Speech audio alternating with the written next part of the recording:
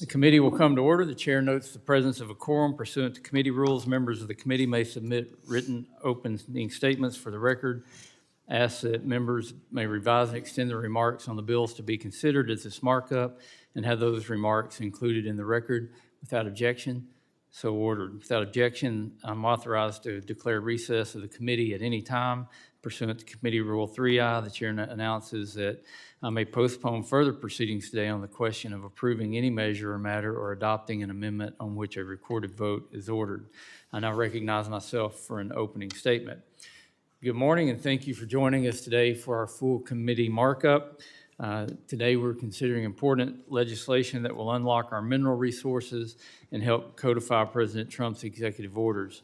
During our committee's travels and in conversations with Americans across the country, a common theme has emerged: the need for certainty and clarity in a permitting process that works effectively and efficiently and results in projects moving forward to production. Now, this applies to a full range of projects, whether it's infrastructure projects like roads and bridges and ports and navigable waterways, or energy projects, even projects that have to do with management of our forests, but it particularly applies to mining projects, and that's what we'll be focusing on here today. Because the American people are telling us we must stop depending on foreign sources of minerals and instead produce more of what we need domestically. We must unleash America's resource potential and decrease our reliance on foreign adversaries for minerals that are critical to our supply chains and our very own way of life. Both bills we are considering under regular order today address this concern. H.R. 1366, the Mining Regulatory Clarity Act of 2025, introduced by Representative Amodei, will restore certainty to the permitting of mining support activities necessary for mineral exploration and production across the country. Empowering domestic mining operations will help us meet the high demand for minerals needed for manufacturing, energy, and infrastructure security, all of which are vital to our economic and national security. Importantly, H.R. 1366 will provide clarity by addressing the 2022 ruling from the Ninth Circuit Court of Appeals known as the Rosemont decision, which uprooted more than 4 decades of regulatory and legal precedent for mineral development. It does so by creating a new category of mill sites so that operators can use federal lands for mining-related activities. Lastly, the bill would create the Abandoned Hard Rock Mine Fund, which would facilitate the remediation of abandoned hard rock mine lands. H.R. 4090, introduced by Representative Stauber, codifies many of President Trump's executive orders for domestic mining and hard rock mineral resources.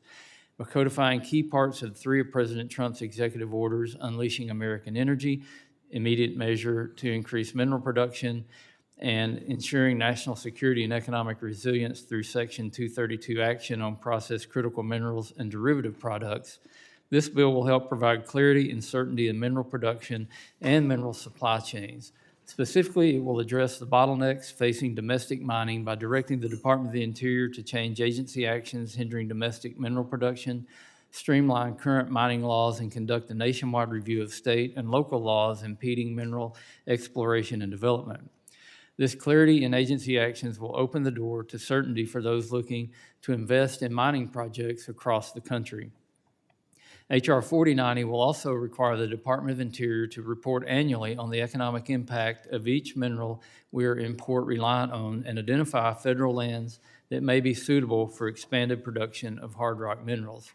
Finally, we will consider 6 UC bills on which we have reached bipartisan agreement. These bills encompass a variety of important issues, including reauthorization of the Adams Memorial Commission, finalizing and ratifying important tribal land agreements, clarifying the Mineral Leasing Act for acquired lands, and more. I look forward to our discussion today. I yield back and recognize Ranking Member Huffman for an opening statement. Thank you, Mr. Chairman. Before I begin, I do have a unanimous consent request. This is the latest report from Climate Central on people exposed to climate change just this summer. It is the latest global analysis showing where people are feeling the heat of human-caused climate change in their daily lives. This is what it looks like in the United States. 21 million people this summer experiencing 30 days of risky heat and that's defined as hotter than 90% of the recorded weather data in that local area over the previous decade. So I would ask that we enter that in the record, Mr. Chairman. We're on a disastrous path, and we refuse to normalize it. Without objection. Thank you. Mr. Chairman, last week in this room, we heard a lot of what I believe is hollow griping about how old the National Environmental Policy Act, or NEPA, is. It's a law that was passed in 1969. Clearly, it was an attempt by Republicans to put our most important environmental law out to pasture. And I reminded my colleagues, I'll do it again today, that we have updated NEPA many times. We did it just 2 years ago, but that doesn't seem to stop them from complaining. And if we're going to reform laws going by how old they are, how long they've been on the books, today's an interesting conversation because I want to introduce you to the mining law of 1872, the core tenets of which have never been meaningfully reformed by Congress. And I would dare you to tell me that the world of mining is the same today as it was 153 years ago. The mining law of 1872 codified the practices of the California gold rush of the early 1850s. It incentivized colonial newcomers to claim and pillage whatever land in the West they wanted, regardless of the indigenous communities who were already living on and stewarding the land, regardless of how badly it would squander America's resources. And today that means first come, first served to minerals on public lands, no matter who is mining, no matter where the minerals go afterwards. Is that really the way we want to govern modern mining in this country? With an 1870s law that reflects a brutal colonial sense of priorities that has left permanent scars all over our landscape in this country that we're still paying for, that we're still trying to clean up? On both sides of the aisle, we recognize the same goal, I think. We want a secure supply of minerals that are critical to power our country, from clean energy to batteries to medical and industrial use and national security. But I assure you, we cannot mine our way to security in the reckless way that Republicans are proposing today, trying to dominate a global mining industry using a law that's over a century and a half old is simply a handout to multinational mining conglomerates that will continue taking from our public lands without paying a cent to the citizens of this country. And then these minerals will be shipped abroad for processing with no guarantees that the minerals will even stay here or benefit our economy in any way. That's a sweetheart deal, even better than what big oil gets, which is a shockingly high bar to clear. This administration, and unfortunately many of my colleagues across the aisle, are taking advantage of this moment to continue these giveaways, in fact, to make them even worse. They talk about how much lithium we'll need for batteries or how much copper or cobalt that we'll need for EVs, even though they're destroying the clean energy economy and EV policies in the same breath. And look, I agree that we need those things, although if we look around and look how China's eating our lunch in this clean energy innovation space, the latest batteries they're using are sodium-based. They're not even based on many of these minerals. So we really should think about the minerals we'll need a decade from now and not the ones we talked about a decade ago. But in any event, we can do all of that responsibly without just funneling money into the pockets of billionaires. I'll say it louder for the people in the back. Most of what Republicans propose today are just flat out giveaways to multi-billion-dollar corporations at the expense of everyday Americans. Now, I don't know about you, but I came to Congress to try to find solutions that help the American people, that lower costs, that keep the American people and their families safe. You may not know this, but the Export-Import Bank is giving a $50 million loan to a Canadian gold mining company for a mine on federal lands. Why isn't that part of this conversation? Is that really a good use of taxpayer dollars? Not even a critical mineral, gold, which is currently seeing sky-high prices and does not need subsidies. Listen, I agree that we need to work toward a more secure mineral future, but this is not the way to do it. This makes me wonder if there are any fiscal conservatives left in the Republican Party. We need a comprehensive reform of the mining law. We need to raise the bar for every other country instead of rushing forward this race to the bottom. We need to adopt a whole of supply chain approach to mineral supply and demand And the two bills that we're considering today will not do that. A mining free-for-all will not solve our problems. It will just make a mess of our public lands.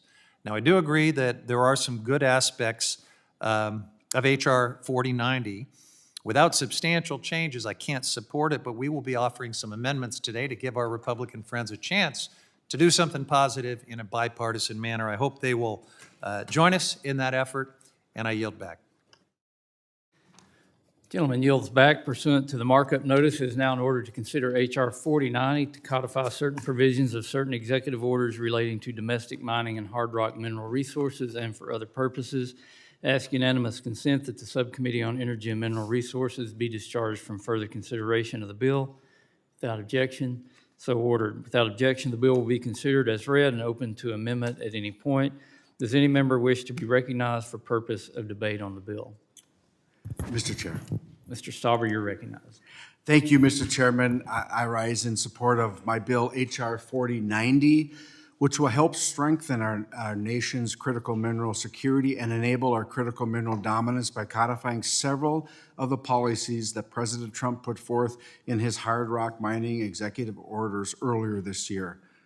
This bill does three main things. First, it mandates a new study on the cost of U.S. mineral import reliance, including from adversarial nations like China. This will help give the United States a clearer picture into our critical mineral security, including what kind of vulnerabilities we face by failing to mine here and continuing to depend on other nations.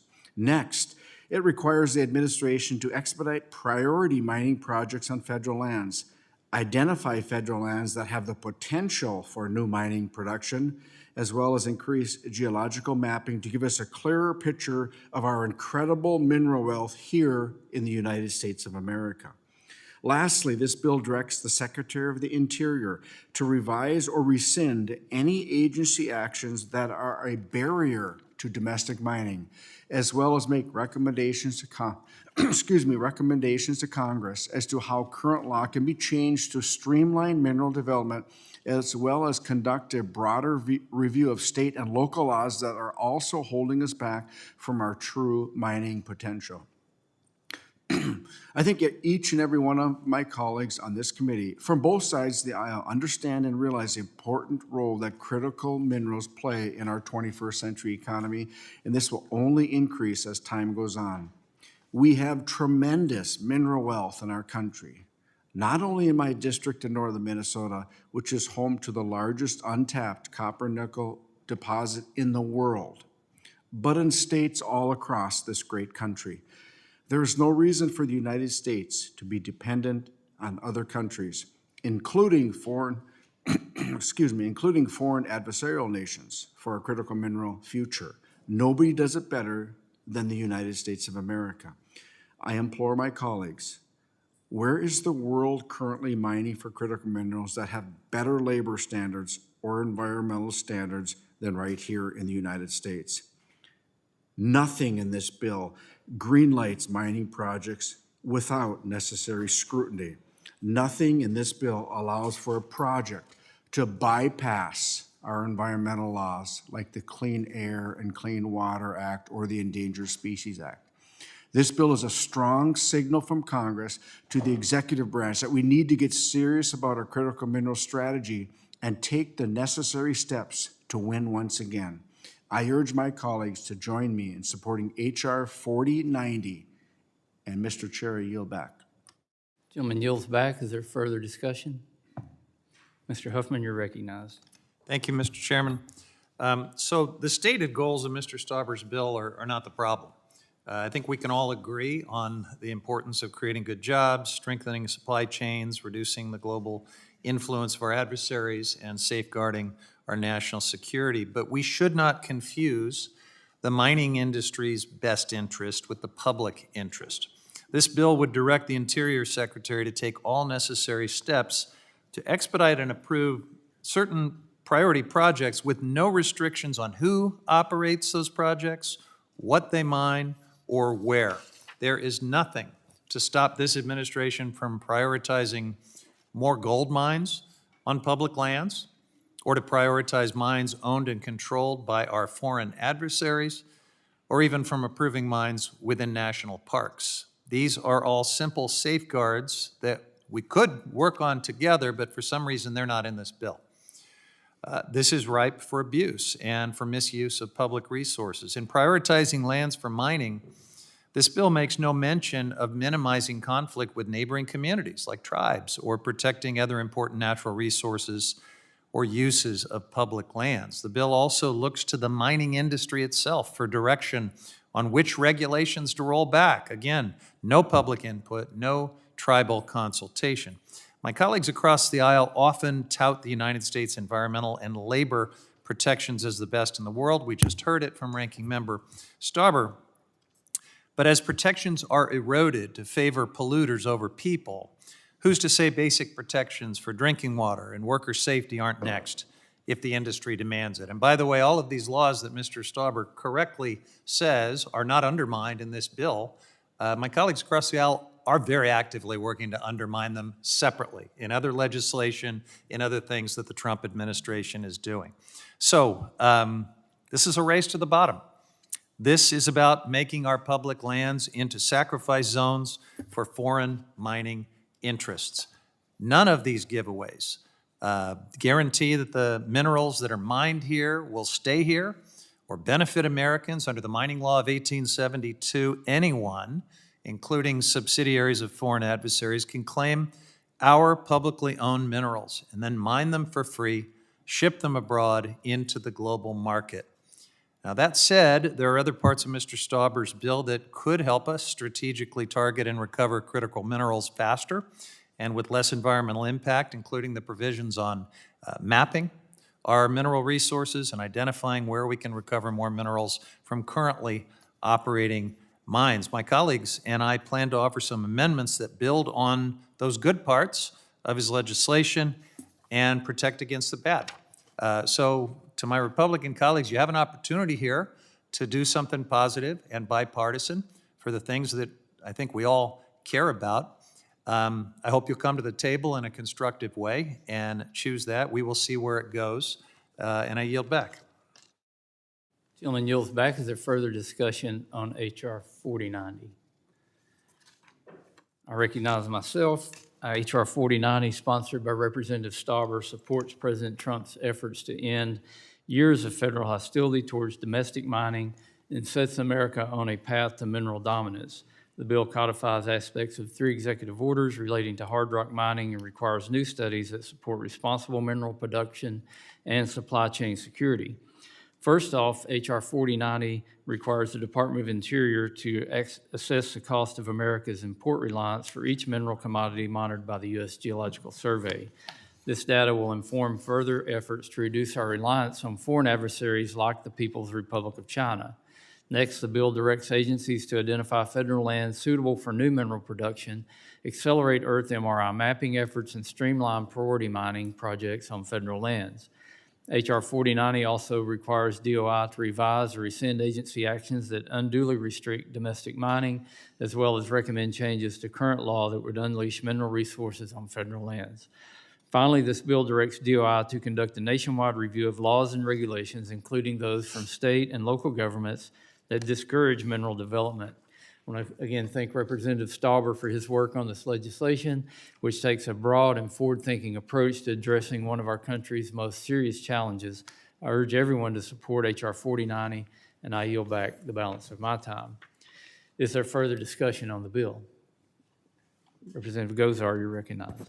Yes, I would like to yield my time to the gentleman from Minnesota. Thank you, Representative Gosar. Just take a few minutes of your valued time.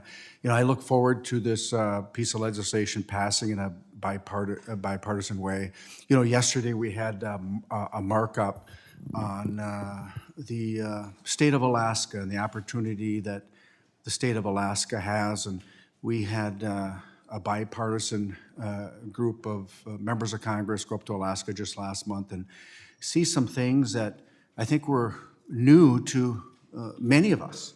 In Alaska, they're mining for oil and gas and a national refuge.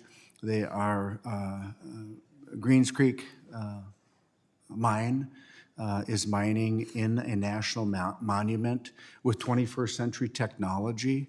And we saw it firsthand what they're doing to ensure that the environment stays pristine and clean. We saw the value of the economy, we saw the jobs, and mining, the future of mining in the United States of America is very, very bright. With this administration, the most pro-mining administration in the history of this country. This administration understands the value of critical minerals and the dominance that we need. We can't rely on adversarial nations any longer. We are in a geopolitical space right now where we need to control the destiny of this great nation in the palm of our own hands. And it starts with energy independence and critical mineral mining dominance. And I think it's important that we recognize that. I was talking to a group of people from my home state of Minnesota who understand the value of mining. And in northern Minnesota, we have the cleanest water in the entire state, in the heart of mining country. And I talked to my folks from the metro area, Minneapolis-St. Paul area, and I always say, northern Minnesota isn't your playground. It's where we live, we work, we recreate, we play, and it's where many of us are going to pass on the legacy of and the rich history that the state of Minnesota has in mining. Can be replicated across this great nation. And I think that the ranking member would agree with me. We have, in mining, we have sins of our past. I remember reserve mining in northern Minnesota with the taconite tailings being dumped into Lake Superior. I remember as a young man having to go to the local Piggly Wiggly and get bottled water. Those times are over. We have to recognize that we have sins of our past, but this is 21st century technology. In the mine we were at in Greens Creek, when they were drilling, the technology they had underground, and both Republicans and Democrats were standing there. They were demonstrating the technology that they have in mining these critical minerals. They're not going straight in. Here's where the ore body is. They're moving their drilling rig, and they're doing it in a safe way. The technology is there. And a lot of this is reporting language to ensure that we get it right, and when we have the opportunity to mine in this great nation, we do it right, we do it responsibly, we do it with the best environmental and labor standards in the world. And Representative Gosar, thank you for your time. I reserve my time. I want to talk about, I'd like to find out what is enough time to get things right. I look at the Resolution Copper. Resolution Copper has gone all the way up to the Ninth Circuit, it's gone up to the Supreme Court, and now we're going back again. It's been 31 years now since, that has asked for. They've done $2 billion of restitution. I've been down there. They have gone overboard.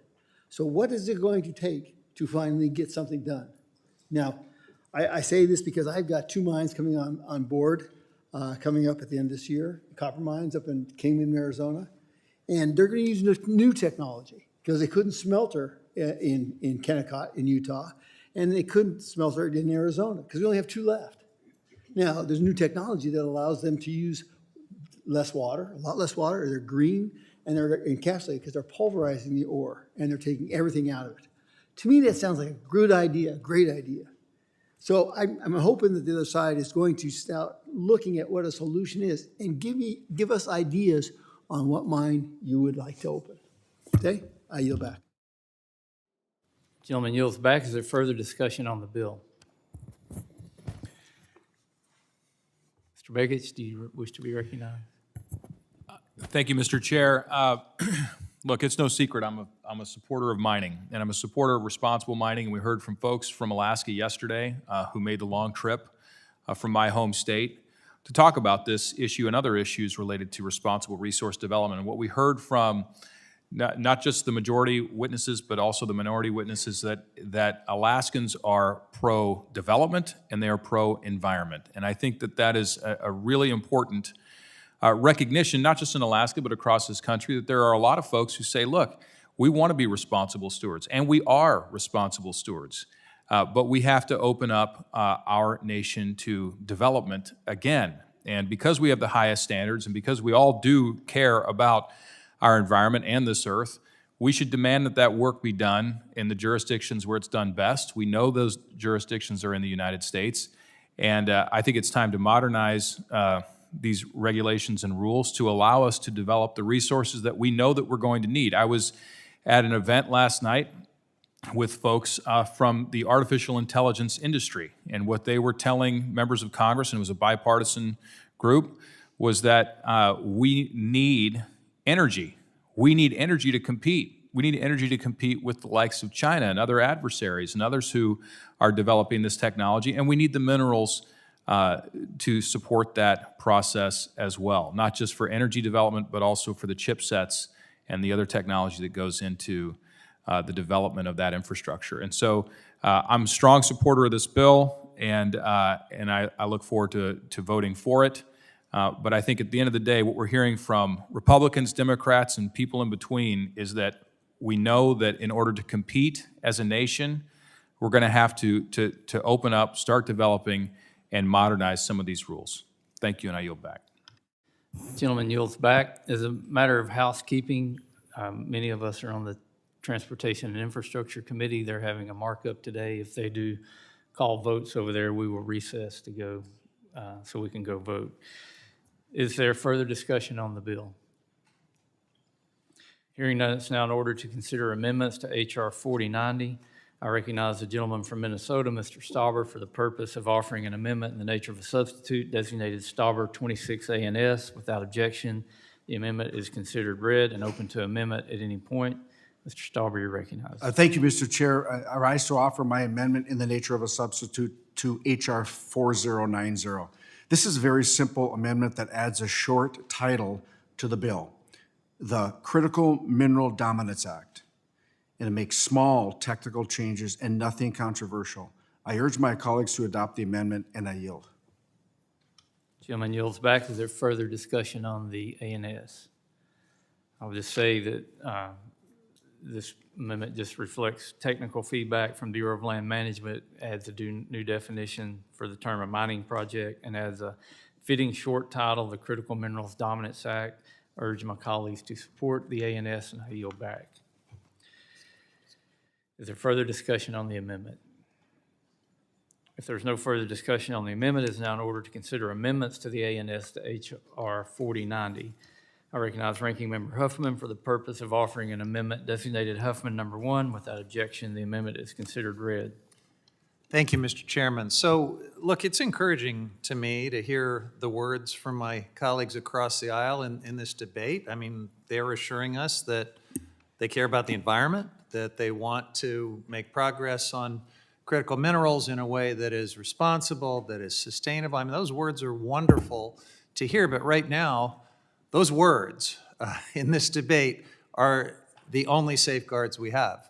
There's nothing in the bill itself that would back up or codify what my Republican colleagues are saying they want to happen. And so we're going to give you a chance to do that here with this amendment.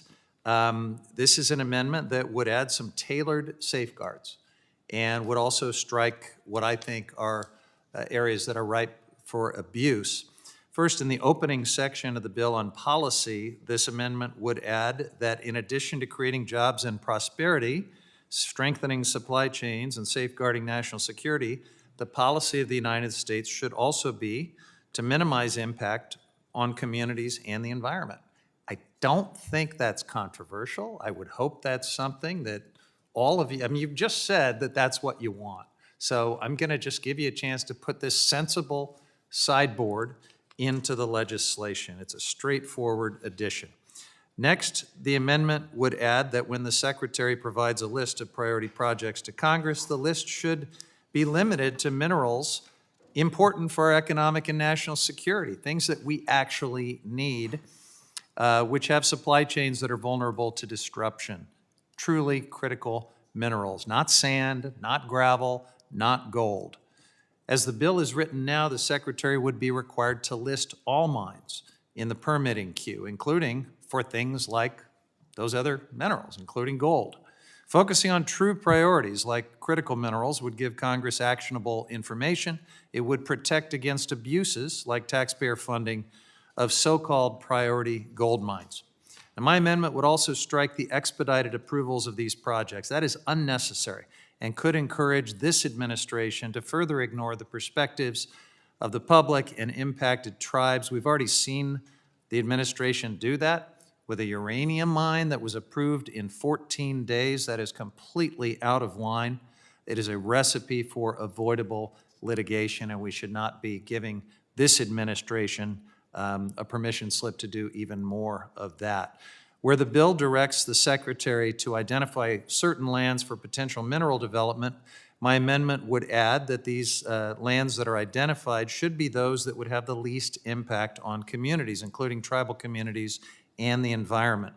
This addition would be a great way to identify low-conflict lands, actually speed up responsible development. These are things, again, that should not be controversial. And then finally, the amendment would remove the bill's corrupt regulatory rollback for and by the mining industry. With this amendment, we could get to something broadly bipartisan, a good piece of public policy. I urge my colleagues to consider it, and I yield back. Gentleman yields back. Is there further discussion on the amendment?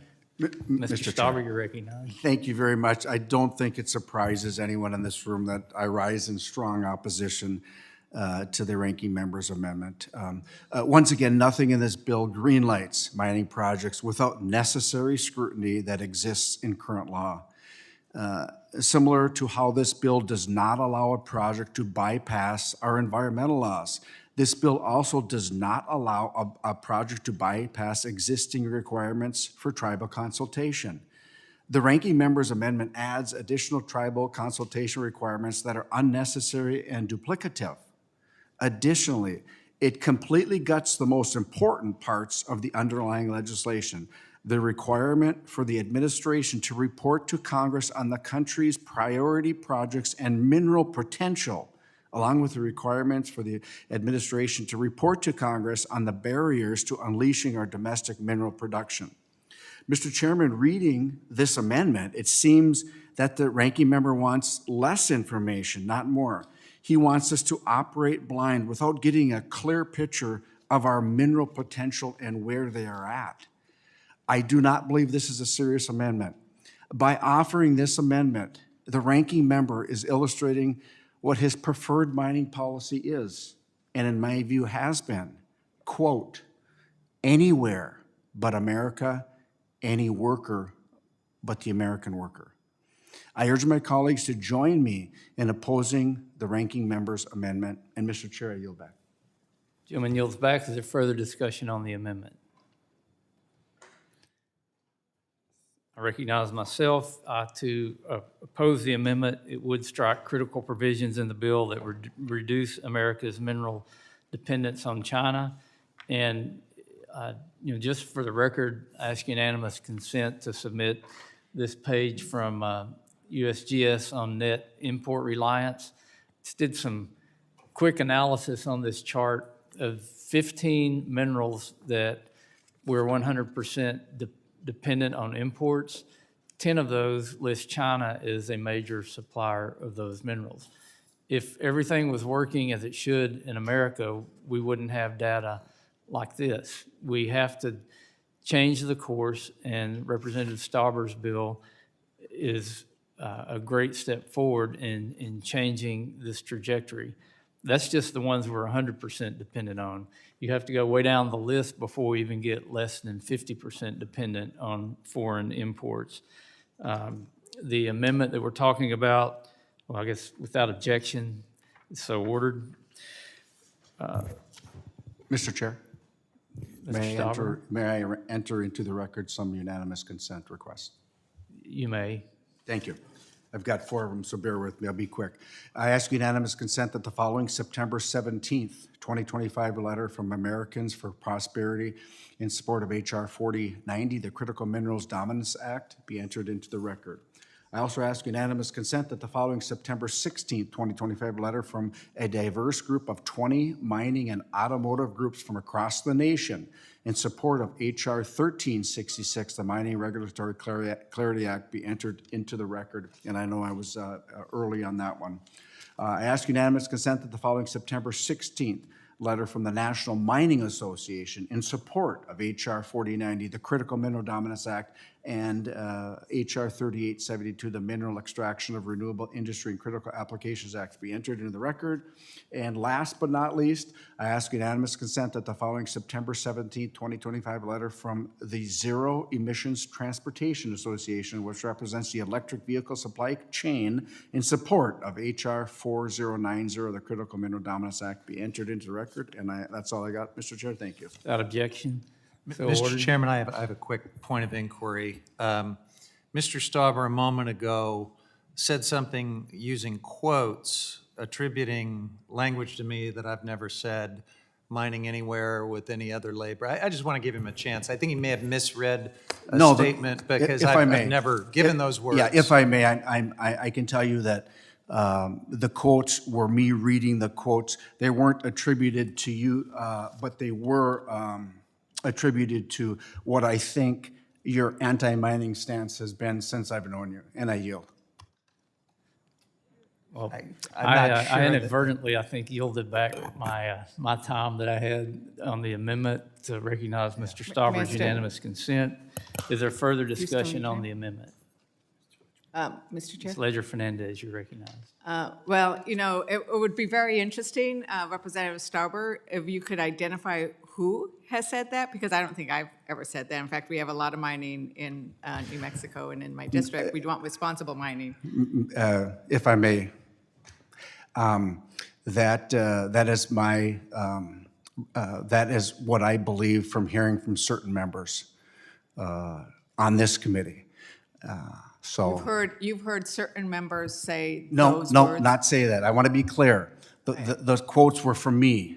The quotes are from you. Yeah. So you're quoting your belief, even though none of us have ever said those words. That's exactly right. Okay, I so- believe that's what many on your side of the aisle believe, that you don't want to mine in America, and you don't want to use American workers. That's what I believe, and that's what I said. So if Well, I can tell you that I think we need to be really careful because we often hear that we believe things that we have never said. And so I want to go on the record that, I'll be introducing an amendment in a little bit where I'm actually saying, I don't want us to be letting Chinese mine here. That's really different than we should not mine here, right?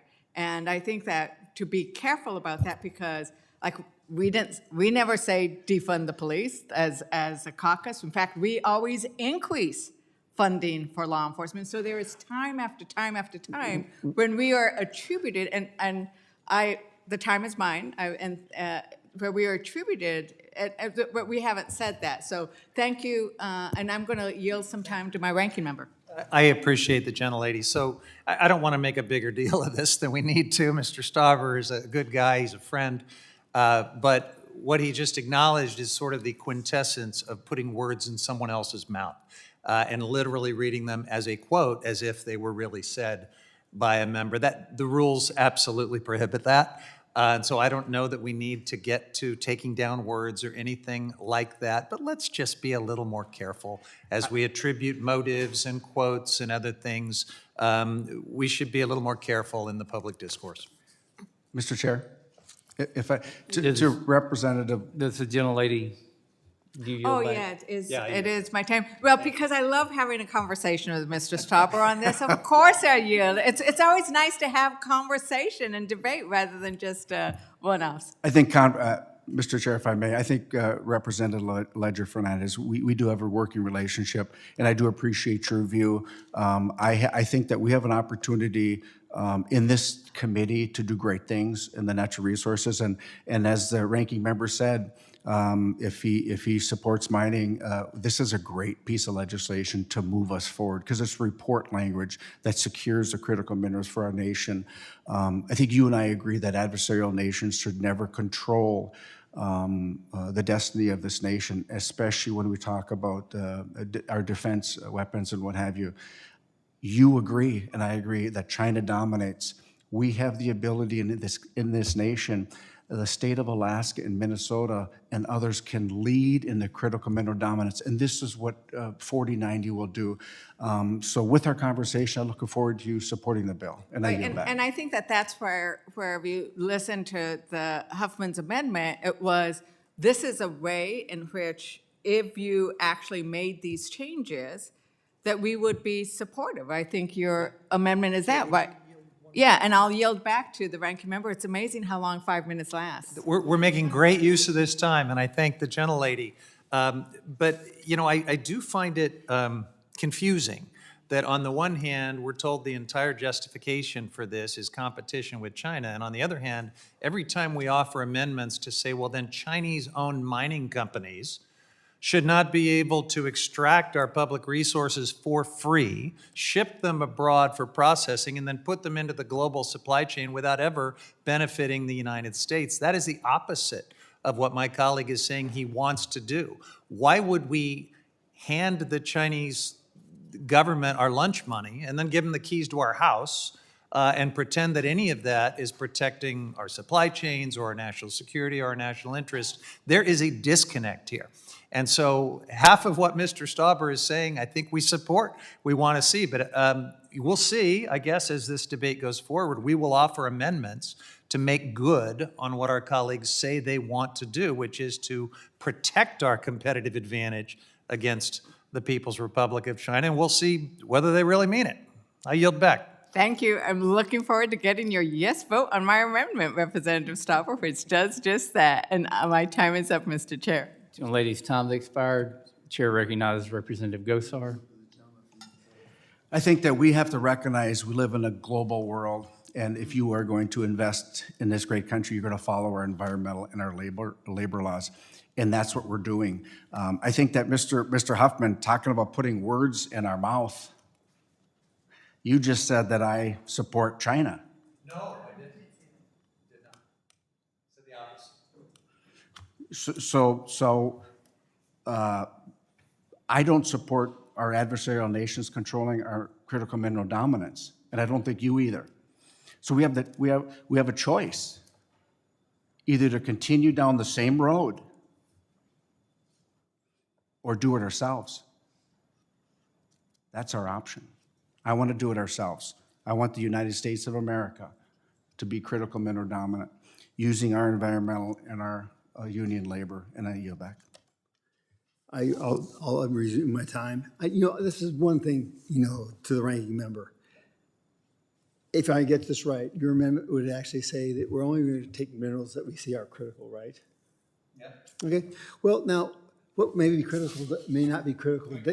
Yeah, sure, please. It doesn't mean we don't mine other minerals. What this bill is about is giving all kinds of new priorities and streamlining and putting a big thumb on the scale for certain types of minerals.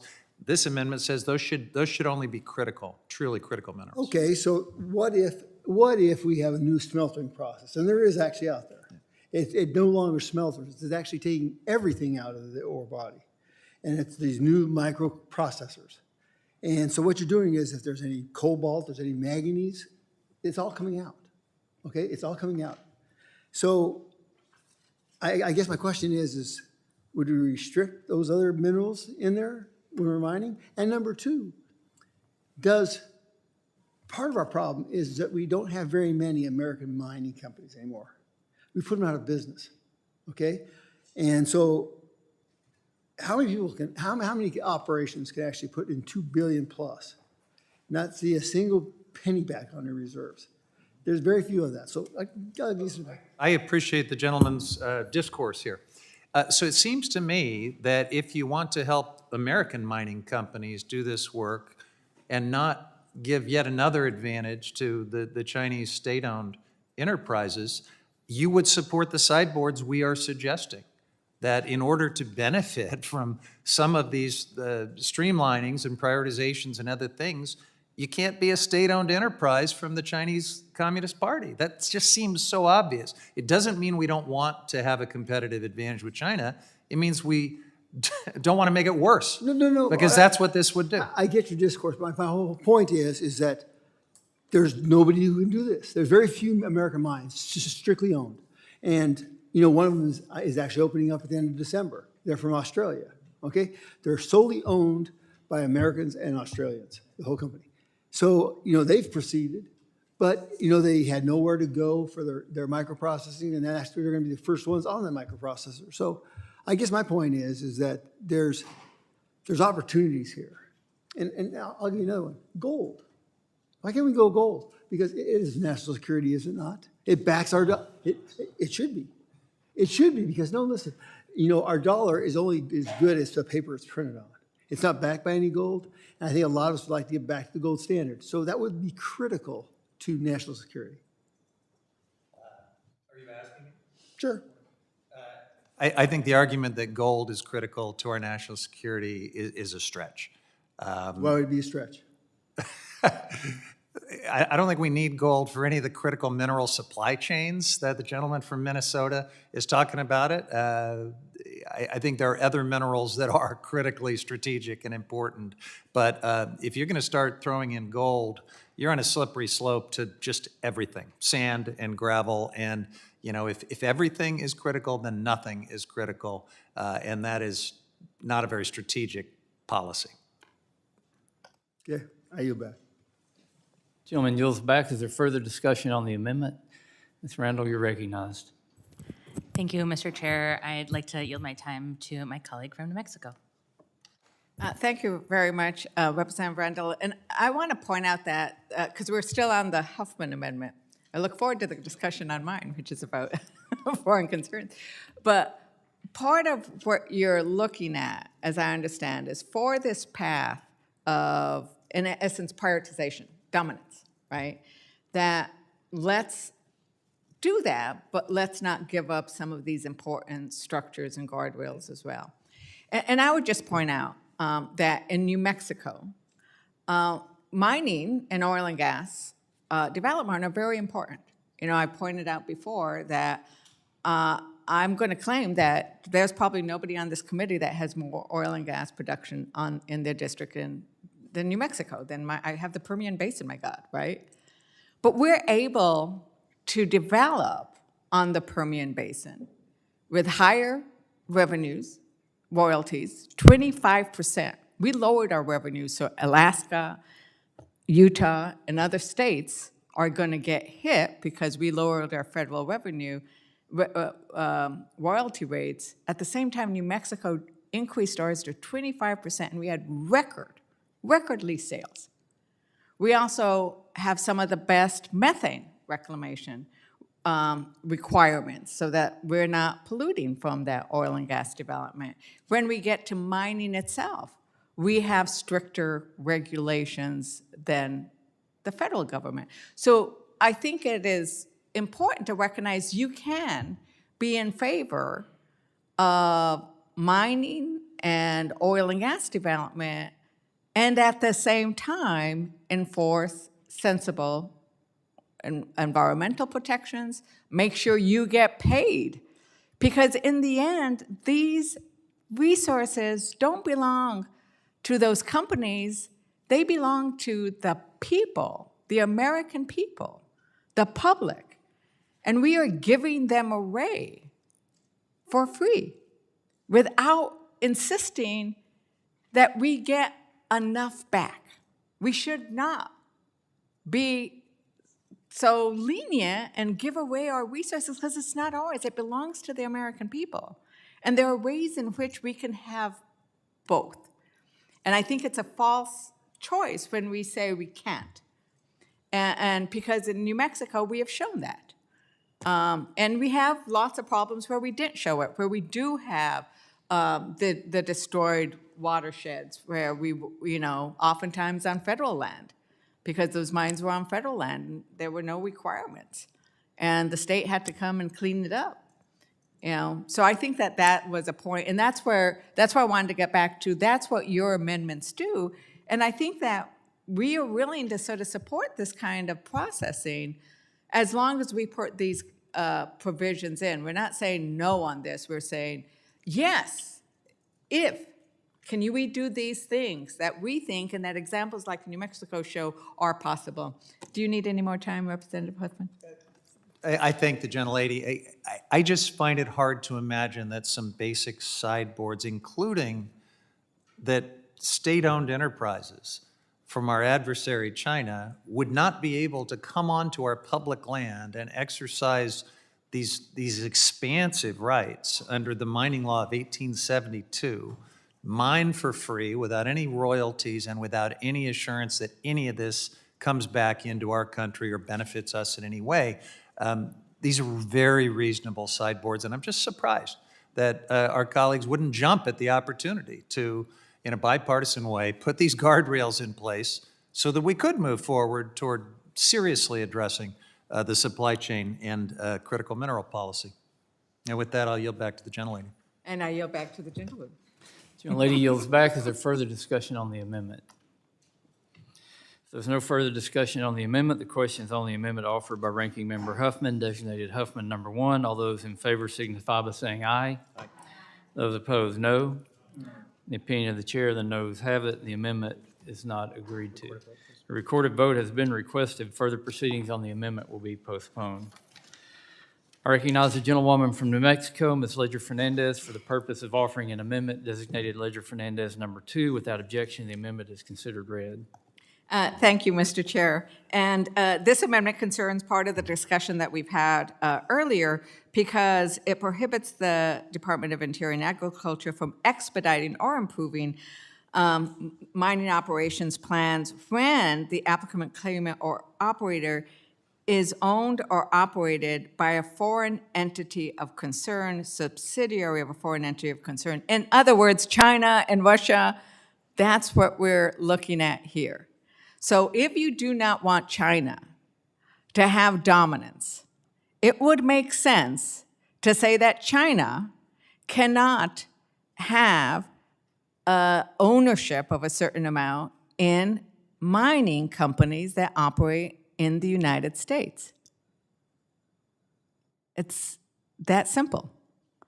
Like let Australia in, let Canada in, let others, but not if they're a foreign entity of concern. And so it's not everybody else's, are they a foreign entity of concern? And I've heard just in this conversation, 3 of my colleagues mention China as a problem, as someone that we are in competition with.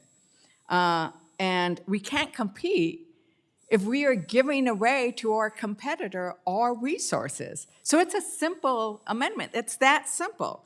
And you know, the reality is foreign investors get rich off of our public-owned critical minerals, while, as I mentioned, American taxpayers get nada, zero.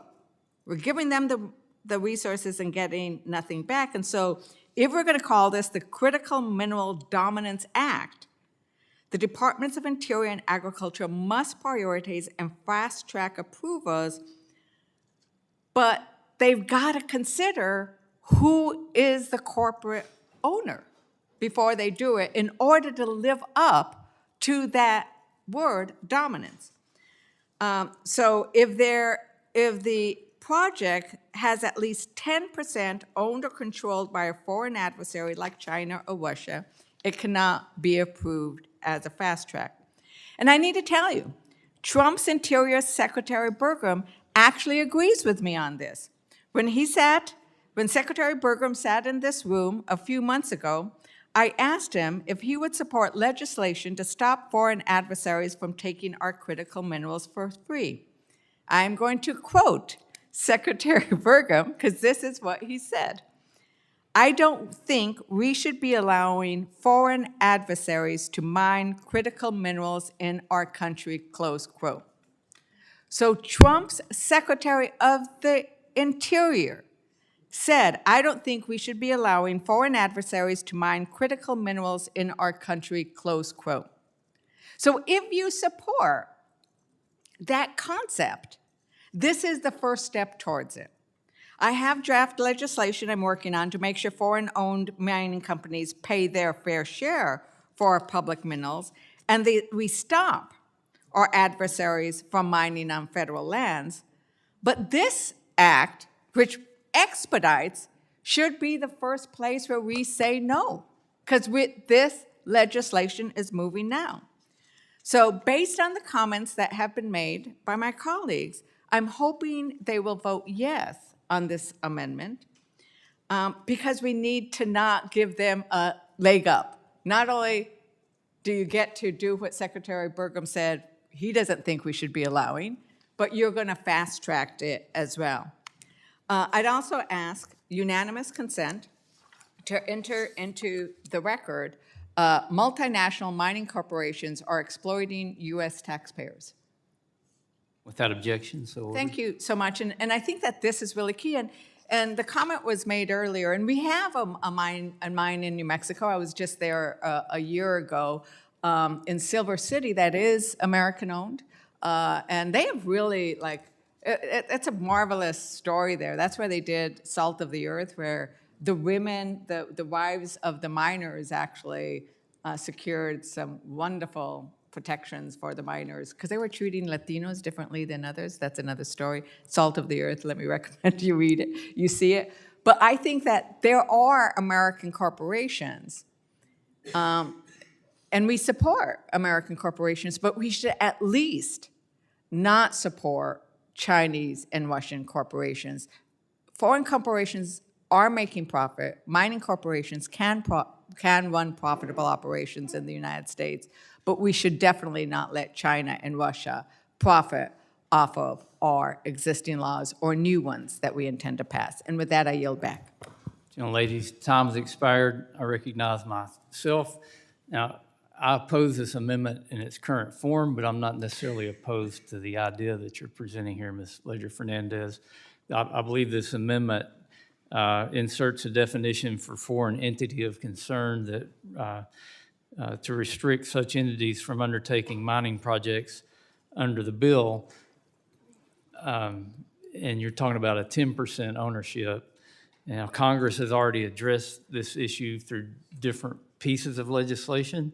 It's something I think we need to give more attention to, but it also crosses out of our committee jurisdiction into financial services, and when you start talking about publicly traded companies of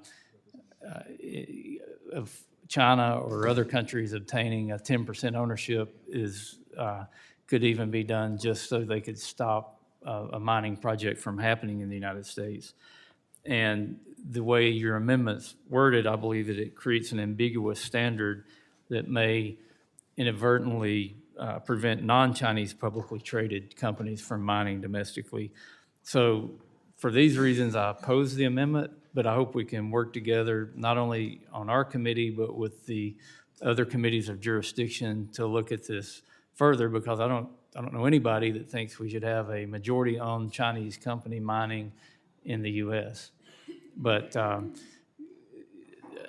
don't think this amendment that you have addresses the issue. But I am willing to work with you going forward on coming up with a better solution. Is there any further discussion on the amendment? Ms. Stansberry, you're recognized. Thank you, Mr. Chairman and Ranking Member. I want to stand today in full support of the gentlelady's amendment and also to focus on some of the bills that we are marking up today, in particular H.R. 1366 and H.R. 4090, because I think it's very clear that these bills are both an attempt to create a mining free-for-all here in the United States and open up our public lands to unfettered exploitation. Let me be clear. Here in the Natural Resources Committee, we on this side of the aisle, the Democrats, are standing up to protect the American people, American workers, our tribes, and our communities. And these bills really fall under the guise of exploitation at any cost. They would give the mining industry priority to our nation's beloved public lands. It does not take into account environmental, social, and cultural impacts of the extractive activities that they would support and how they would affect communities. They would be rushed through and prioritized ahead of other projects. And they would allow American natural resources to be shipped overseas, which is why I support the the Congresswoman from New Mexico, my dear friend, Congresswoman Ledger Fernandez's amendment. And for our tribal communities, it also prioritizes exploitative practices over their history, their culture, and the sacred and ancestral lands that they've worked since time immemorial to protect and which are so important to their cultures. It also would affect the environmental, recreational, and fishing activities on our communities. But I want to talk about the elephant in the room, which is that there's not a national energy emergency. In fact, we are producing more natural resources than we ever have, even under the last administration at the current moment in time. And in particular, copper is an important resource in our communities, everything from transmission lines to electronics to consumer products. But the designation of this material as a critical material doesn't make sense. In fact, it's not going to actually increase production or supply chain needs here in the United States because the United States is actually a net exporter of copper. Let me repeat that. Copper is not at risk of supply chain disruption. In fact, we're exporting copper to other countries, and the industries that are supporting and backing these bills that would open our public lands to exploitation include multinational companies that the Chinese government has holdings in. I mean, this doesn't even make sense. This would cause irreversible harm to our communities. Places like Oak Flat that are not only sacred to Apache nations across the Southwest, but are protected under treaty and public trust responsibilities. This isn't unleashing American energy. This is about making money for private corporations. And if you needed any evidence of that, on the day that the court was making an important decision on Oak Flat, the Secretary of the Interior was at the White House with a private company that is seeking to exploit our public lands and to strip mine a tribal sacred site. And the president tweeted in support of a private corporation that wants to exploit sacred sites. This isn't about American natural resources. This is about making money and exploiting our public lands and helping their friends, just like we've seen time and time again.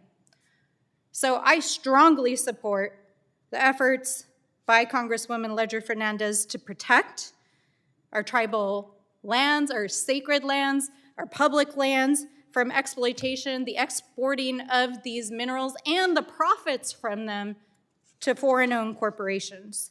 And I strongly oppose both H.R. 1366 and 4090. And I urge my colleagues to do the same. I yield back. Gentlelady yields back. The chair recognizes the gentleman from Minnesota, Mr. Stauber. Thank you very much, Mr. Chair. I rise in opposition to the amendment offered by my friend and colleague from New Mexico. Respectfully, this amendment is meant to undermine the underlying bill and prevent responsible domestic mining projects and block the necessary capital that is needed to make these projects a reality. Every day, foreign companies invest billions of dollars into important projects across many industries throughout the United States. These investments help grow our economy and support countless jobs for American workers. I agree that we should scrutinize this foreign direct investment to ensure it does not pose a threat to the United States. Luckily, we have things like the Committee on Foreign Investments in the United States, or CFIUS, which reviews and scrutinizes these investments and provides recommendations to the president as to when these investments are not in the country's national interest and should be blocked. Mr. Chairman, nothing in the underlying bill greenlights domestic mining projects without proper scrutiny of any foreign investment. For example, this bill does not touch the Foreign Investment and National Security Act of 2007, which codifies CFIUS into statute, or other laws and regulations that govern foreign investment in the United States. I would like to point out to my good friends and colleagues on the other side of the aisle who remained silent when the previous Biden administration watered down foreign entity of concern and domestic sourcing requirements that governed implementation of the so-called Inflation Reduction Act. The Biden administration weakened and watered down this guidance, allowing U.S. taxpayer dollars and incentives to flow to a foreign nickel mining project in Indonesia, which was controlled by the communist country of China.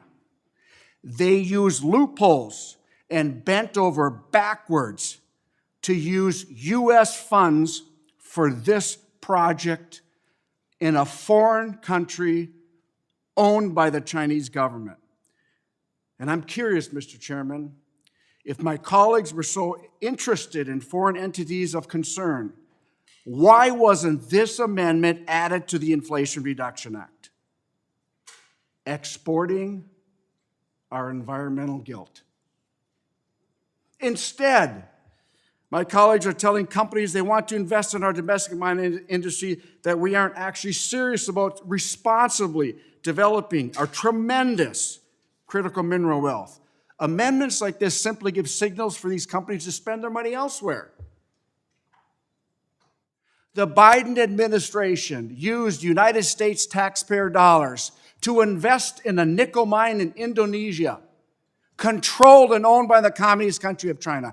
Give me a break. When I'm trying to get mining in northeastern Minnesota, the biggest untapped copper nickel find in the world, and all I get is no from my colleagues on the other side of the aisle. It's about my constituents, our national security, our communities. Nobody does it better than we do in the United States of America, and that bipartisan trip to Alaska proved it once again last week. And you know what? My good friend and colleague entered into the record. Multinational mining companies are exploiting U.S. taxpayers. In the Inflation Reduction Act, that was allowed, and I just gave you one example. And lastly, Mr. Chair, my good friends and colleagues across the aisle talk about processing and smelting. I hope when we get that permitting going on processing and smelting, that we do it in our country. And we're going to start in the state of Alaska. And then I hope we go to some other Midwest state, maybe Minnesota, so we don't have to process it in a foreign country any longer. We can do it here, and our allies across the world can come and process here in our country, and I yield back. Gentleman yields back. For all you TNI committee members, votes have been called on a markup over there, so we're going to recess, and we'll reconvene after the votes from TNI. So the committee's in recess.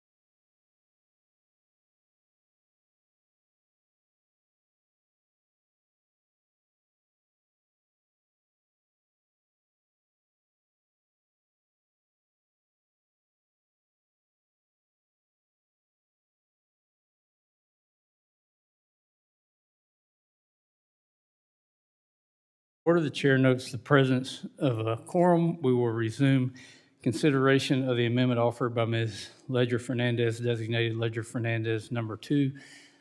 Also, as a matter of housekeeping, we weren't anticipating the T&I votes when they happened, but they happened. But we had also communicated that we were going to recess for lunch. I know people have those plans, but we want to go maybe another 10 or 15 minutes and try to get as far along as we can, and then we will recess for the lunch break. So is there further discussion on the amendment? Mr. Gosar, you're recognized. Yes, I want to correct the record. I have before me an article from oil price, and it's talking about copper. And it basically says that copper, the move primarily is critical. The move primarily stems from the analysis showing that the copper supply chain is vulnerable to disruptions that could significantly impact the United States economy, defense, and green energy goals.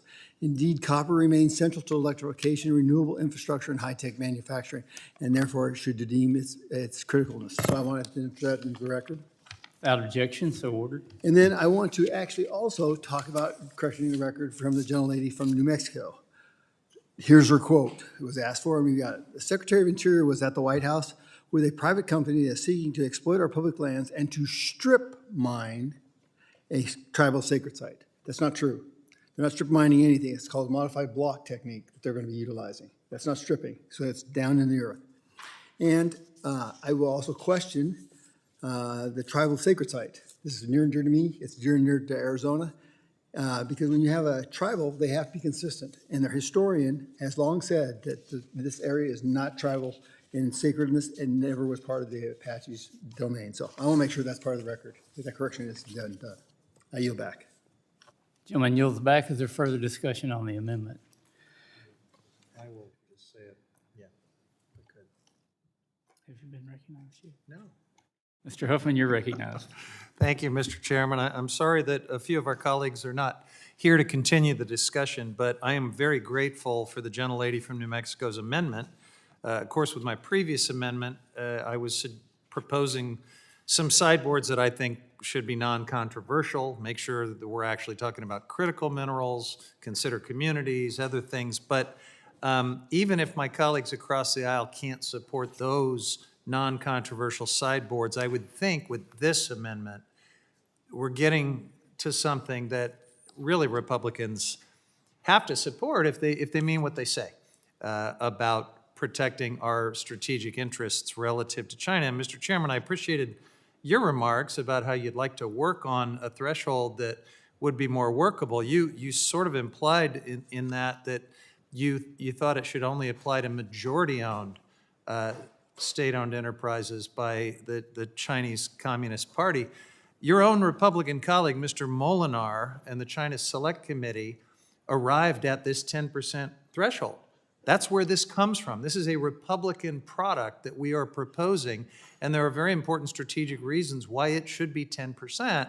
And I would just urge you to, instead of continuing to sort of put out unattainable thresholds and standards where we won't get to an agreement, to listen to your own Republican colleague on the China Select Committee that I believe agrees with us. The threshold should be 10%.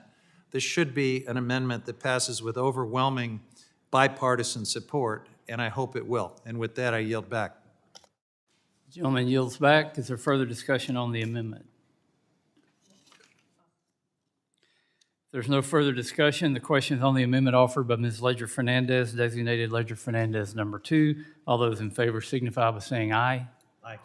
Those opposed, no. In the opinion of the chair, the noes have it. A recorded vote has been requested. Further proceedings on this amendment will be postponed. I recognize the gentlewoman from California, Ms. Rivas, for the purpose of offering an amendment designated Rivas number 3. Without objection, the amendment is considered read. Thank you, Mr. Chair. H.R. 4090 is another example of the Trump administration and House Republicans stripping the voice from every frontline environmental justice community, all in the name of profits for a multi-billion-dollar corporation. The Trump administration is attacking frontline environmental justice communities by attacking our public health, our environment, and our overall safety. I ask for unanimous consent to enter a report from the Union of Concerned Scientists titled Access Denied, How the Trump Administration is Eliminating Public Input into the record. Without objection, so ordered.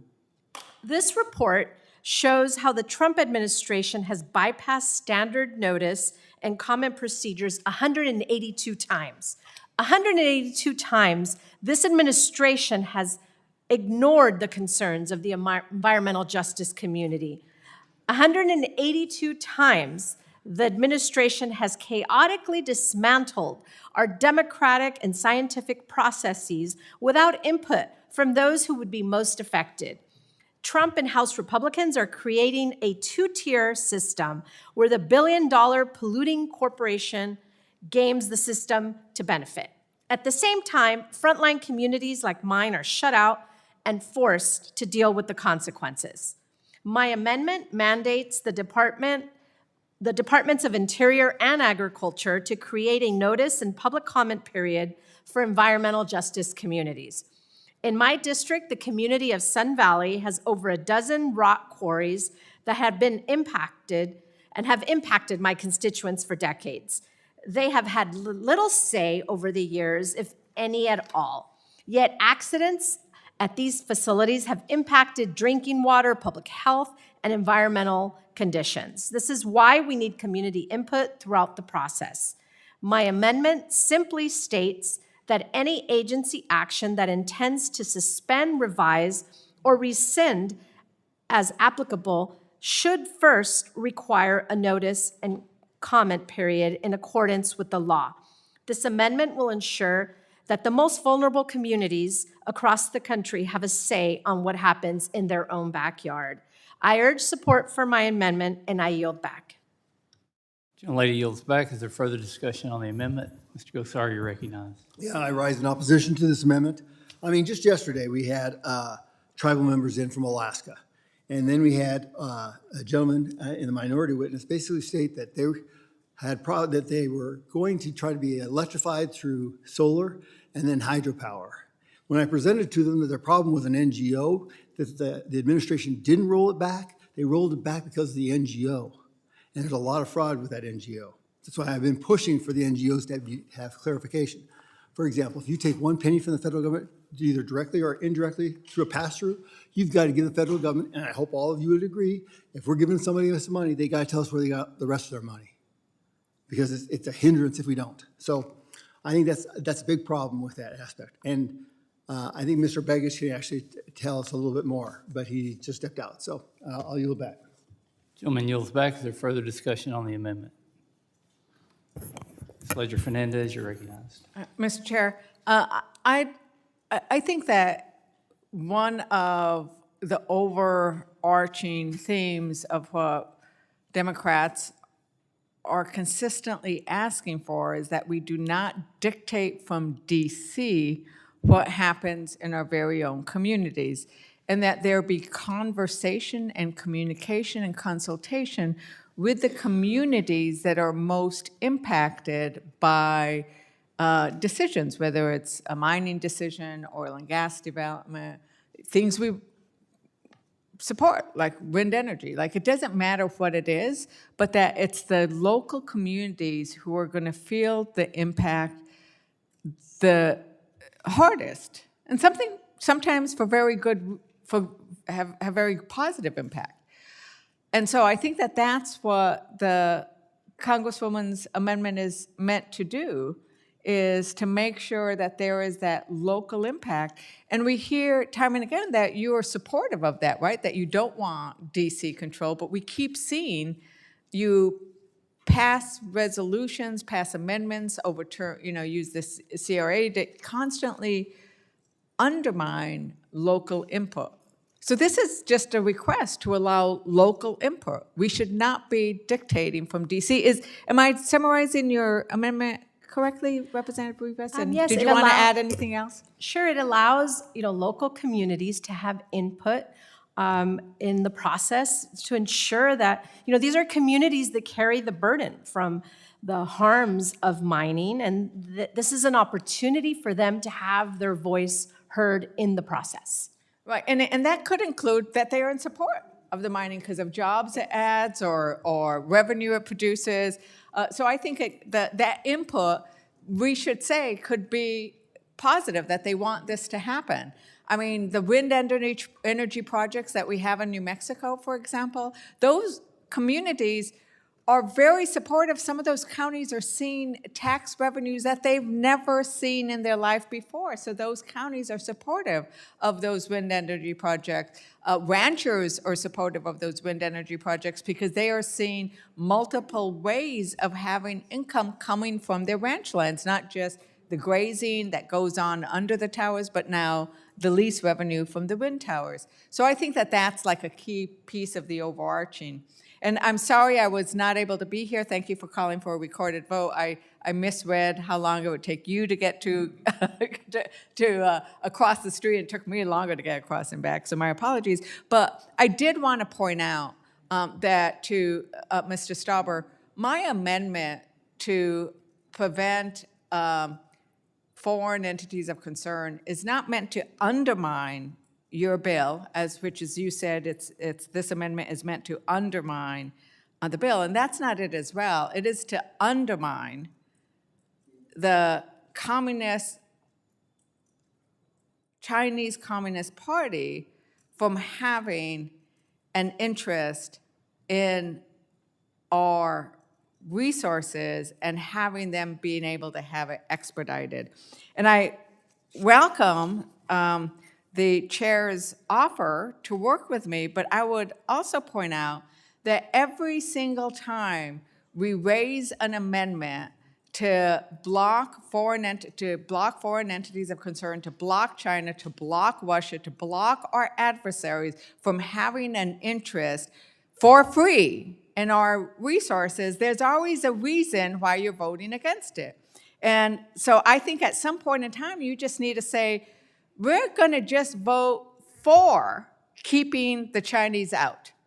At some point in time, you have to say we stand with the sentiment that Secretary Burgum said of he does not believe foreign adversaries should have an interest in our resources. When are we going to have you vote for that? And I would point out that the definition in my legislation comes from the amendment Chair Molinar proposed of the Select Committee on the CCP. So I didn't make this up. Would the gentlelady We yield? were relying on the expertise that Chair Molinar, a Republican, brought from the Select Committee on the Chinese Communist Party. That's what they are recommending in order to thwart China from having an interest in our resources. And I've run out of time, so I'm sorry I can't give you any more. Well, and also to be congruent with prior statements, it's now time to take a recess for lunch, and there's a nice bipartisan lunch for members in the main office. We will recess and plan to reconvene at 1:15 p.m. The committee's in recess.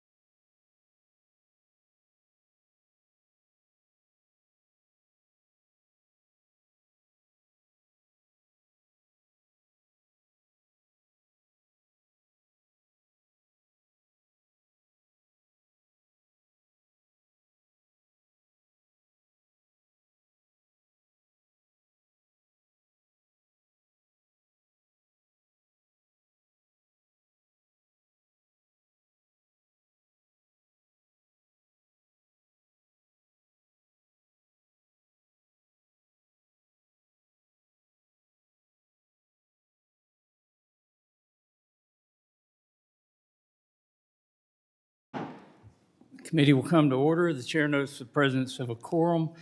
We will resume consideration of the amendment offered by Ms. Rivas, designated Rivas number 3. Is there further discussion on the amendment?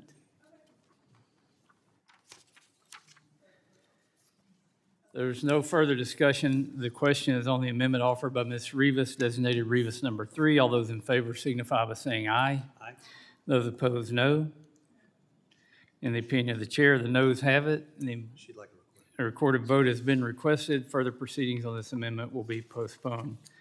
Chairman, I have a unanimous consent request, Mr. Chairman.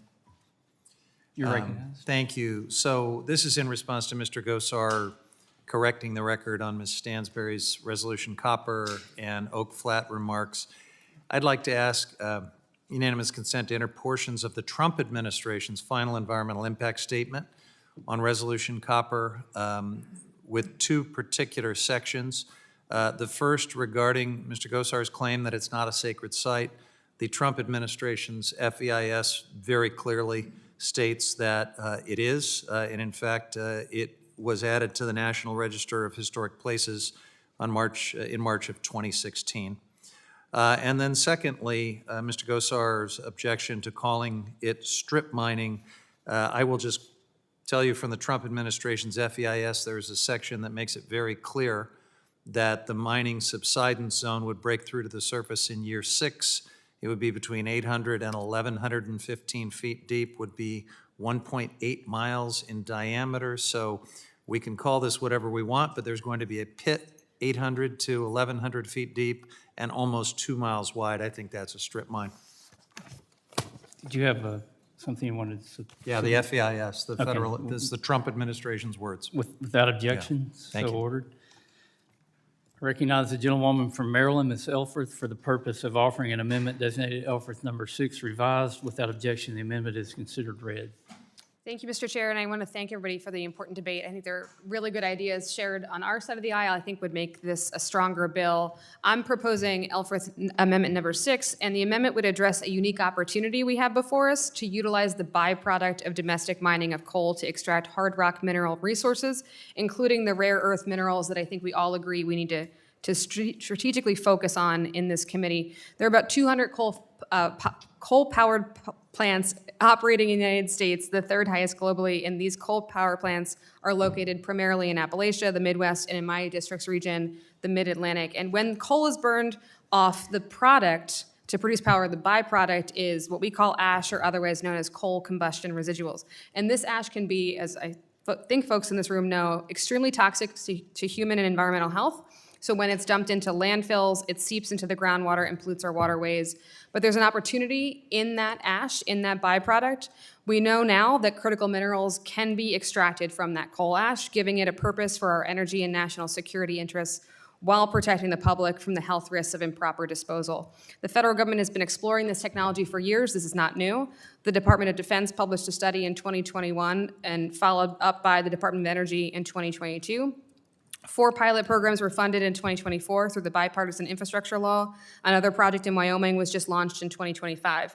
The Department of Energy Secretary Wright just announced in April that the department has patented new critical mineral extraction technology and is prioritizing the development of this technology for the use of this coal ash. So my amendment is very simple. It would just add language requiring the reporting on the federal government's progress in the research and implementation of critical mineral extraction from this coal ash. The amendment would result in a bipartisan agreement from the current and prior administrations that were an immense opportunity for extracting, again, these critical minerals.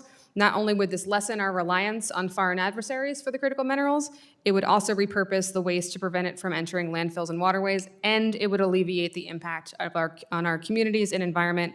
I appreciate the collaboration, particularly, Mr. Chair, amongst the staff on this amendment, and I urge a favorable report. Oh, I'm sorry, that was Senate language. I yield back. Thank you.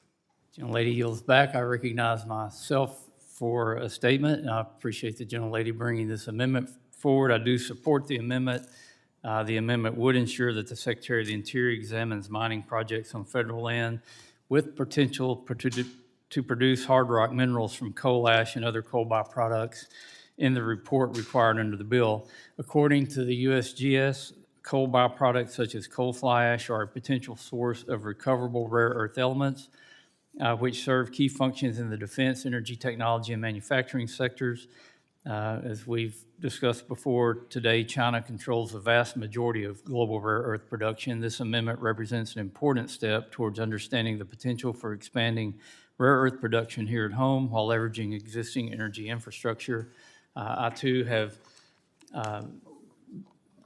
been following the research on this. I visited some of our national labs where they're conducting the research, and I think it's a good opportunity for our country moving forward. I urge my colleagues to support the amendment, and I yield back. Is there further discussion on the amendment? Mr. Huffman, you're recognized. Thank you, Mr. Chairman. You just made several of the points that I was going to emphasize. This is a good amendment. I'm grateful to hear that you are supporting it, Mr. Chairman. It's a way in which an innovative, responsible approach to domestic mineral production could be pursued that may take some pressure off of our public lands. We have 140 million tons of coal ash sitting around this country. A lot of it is stored in unlined ponds, threatening groundwater in nearby communities. And so it just seems kind of obvious that instead of leaving this valuable resource as an environmental liability, we would prioritize extracting it for all of the possibilities and potential that have been mentioned. This amendment will ensure that we pursue the lowest hanging fruit first, turning environmental liabilities into strategic national assets. And I want to thank the gentlelady from Maryland for her leadership on it. Yield back. Is there further discussion? Mr. Chair. Stauber, you're recognized. Thank you very much, Mr. Chair and Ranking Member. Listen to this. I rise in strong support of the amendment offered by my colleague from Maryland, Ms. Elfreth. Similar to the previous amendment from my colleague from Arizona, I believe this amendment strengthens the underlying bill by emphasizing the innovative technology and advancement that we have made in the domestic mining industry. It's 21st century technology. This amendment will emphasize the need to review and consider the potential to produce additional hard rock minerals from coal ash and other coal byproducts, which underscores the importance of an all-of-the-above approach to mining and energy development in the United States, including coal. I want to really thank my colleague from Maryland for her constructive amendment, and I hope that this also signals that she will support the underlying bill. And Mr. Chair, I yield back. Gentleman yields back. Is there further discussion on the amendment? If there's no further discussion, the question is on the amendment offered by Ms. Elfreth, designated Elfreth number 6 revised. All those in favor signify by saying aye. Aye. Those opposed, no. In opinion of the chair, the ayes have it. The amendment is agreed to. You want a roll call? I think we're good No there. roll call, all right. I recognize the gentlewoman from Washington, Ms. Randall, for the purpose of offering an amendment designated Randall number 4. Without objection, the amendment is considered read. Thank you so much, Mr. Chair. This amendment is pretty straightforward. It would reinstate the Biden regulation on notifying tribes of mineral exploration. I think this is a conversation that we began to have in this committee following our bipartisan trip to Alaska. For far too long, tribes have been left out of decisions that directly impact their members, lands, resources, and culture. And many sites that are significant to tribal communities lie within federal lands as a result of past forest removal and termination policies. This has left many tribes frustrated over the challenges that they face in protecting these sites from agency actions. Too often, federal agencies have already predetermined their course of action prior to consulting with tribes, and often that consultation is nothing more than a box-checking notification. And this is an unacceptable way to take part in a government-to-government consultation. This common sense amendment will ensure that tribes are at least notified, at the very least, of the mineral exploration process so that they have the opportunity to engage. And at last week's hearing, we heard Rich Nolan, the president of the National Mining Association, agree that tribal notification is important and leads to better end results. However, to ensure that we are able to engage in this real work, to secure bipartisan support on the issue. I will withdraw this amendment and look forward to working with you, Mr. Chairman, as well as the prime sponsor of this policy on the issue moving forward. Without objection, the amendment is withdrawn. I recognize the gentlewoman from Arizona, Ms. Ansari, for the purpose of offering an amendment designated Ansari number 5 revised. Without objection, the amendment is considered read.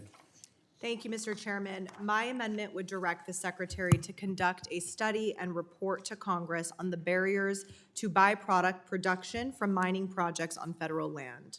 The report to Congress will include recommendations to Congress on how to reduce those barriers.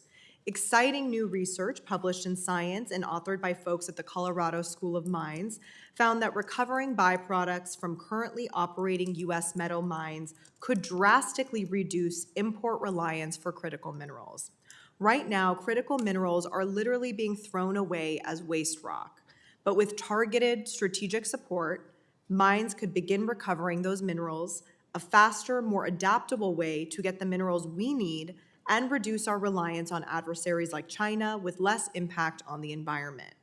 Today, there are about 75 hard rock mines on our federal lands, which don't supply nearly enough minerals to meet our needs.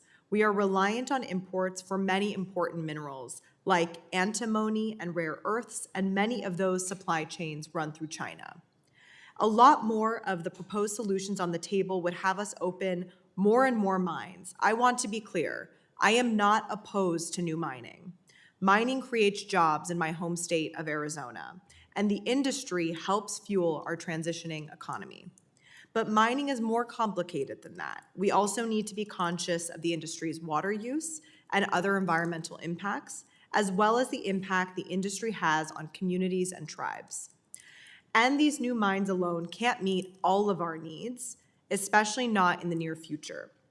Modern mines are a huge undertaking, and it takes many years just to do the technical studies to finance and build a mine, much less begin producing.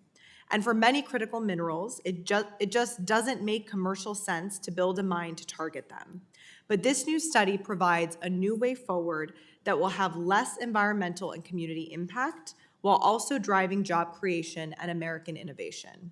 At current mine sites, mining operations extract a tiny fraction of what is in the rock. Copper is usually at quantities of 0.5%. Gold is usually 0.0001%.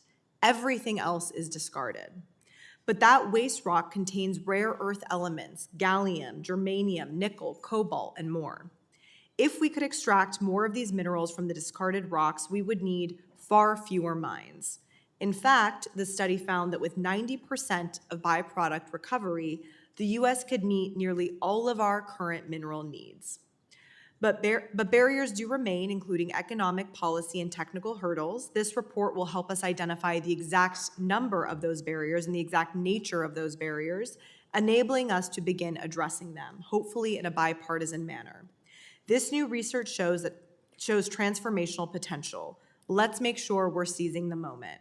I want to thank Chair Westerman and the majority staff for working with me to refine this language. I urge adoption, and I yield back. Gentlelady yields back. I recognize myself.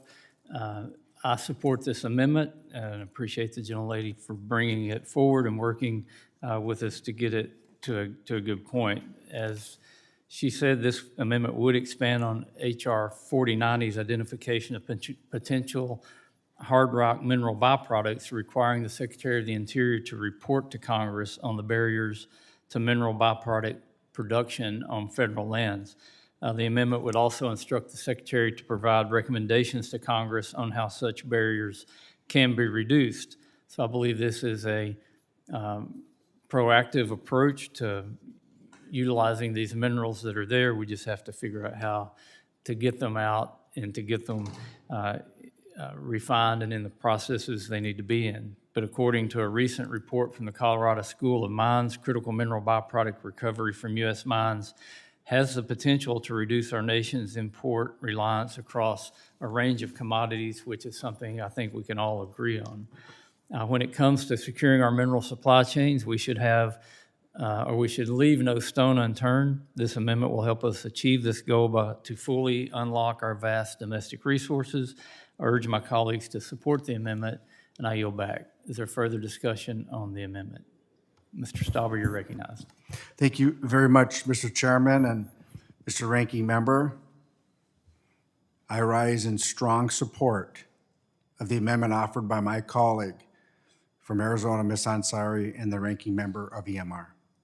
I believe this constructive amendment strengthens the underlying bill by emphasizing the need to review and consider barriers to production of byproducts from mining projects on federal lands. The domestic mining industry, in my view, has to be one of the most innovative, dynamic industries in the entire world.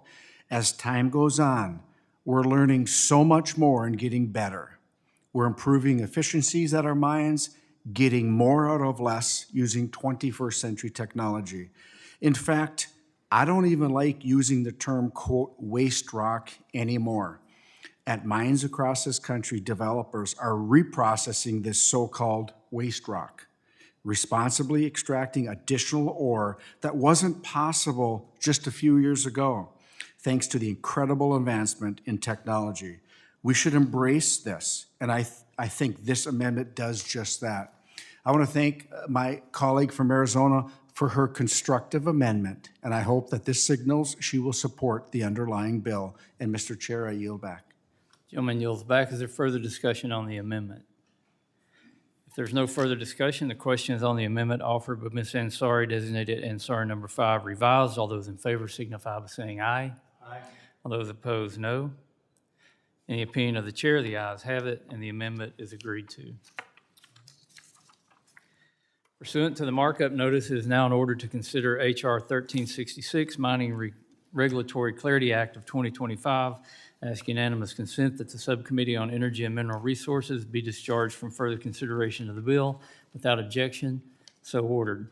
Without objection, the bill will be considered as read and open to amendment at any point. Does any member wish to be recognized for purpose of debate on the bill? Mr. Huffman, you're recognized. Thank you, Mr. Chairman. So I strongly oppose the so-called Mining Regulatory Clarity Act. According to the sponsors, the bill is a legislative fix to the Rosemont decision, a court case that determined that a mining company could not dump its toxic waste on public land based on an invalid mining claim. Under the mining law of 1872, a mining claim is only valid when it actually contains valuable minerals. In other words, only valid claims grant a claim holder broad rights to public lands. This ruling threw a wrench into big mining's sweetheart deal on public lands. For years, mining companies were allowed to dump their mining waste wherever they wanted without paying market value for that land and without land management agencies even having a real option to say no, regardless of which precious public lands might be forever destroyed. And let's remember that enormous benefit sits atop another. Mining companies don't pay the American people a cent in royalties for American minerals. The antiquated mining law of 1872 essentially gives away America's valuable natural resources for free, often to foreign-controlled mining companies. So there are layers of subsidy, layers of giveaway in the existing law. Even so, the industry calls the Rosemont decision an existential threat. Do you know what happened with the Rosemont mine after the decision came down, Mr. Chairman? The company paid a fair market price for private lands for their waste disposal. That's not the end of the world. That's just the way normal business works. The problem was solved, but the industry would just prefer to dump things on the public lands, your lands, for free.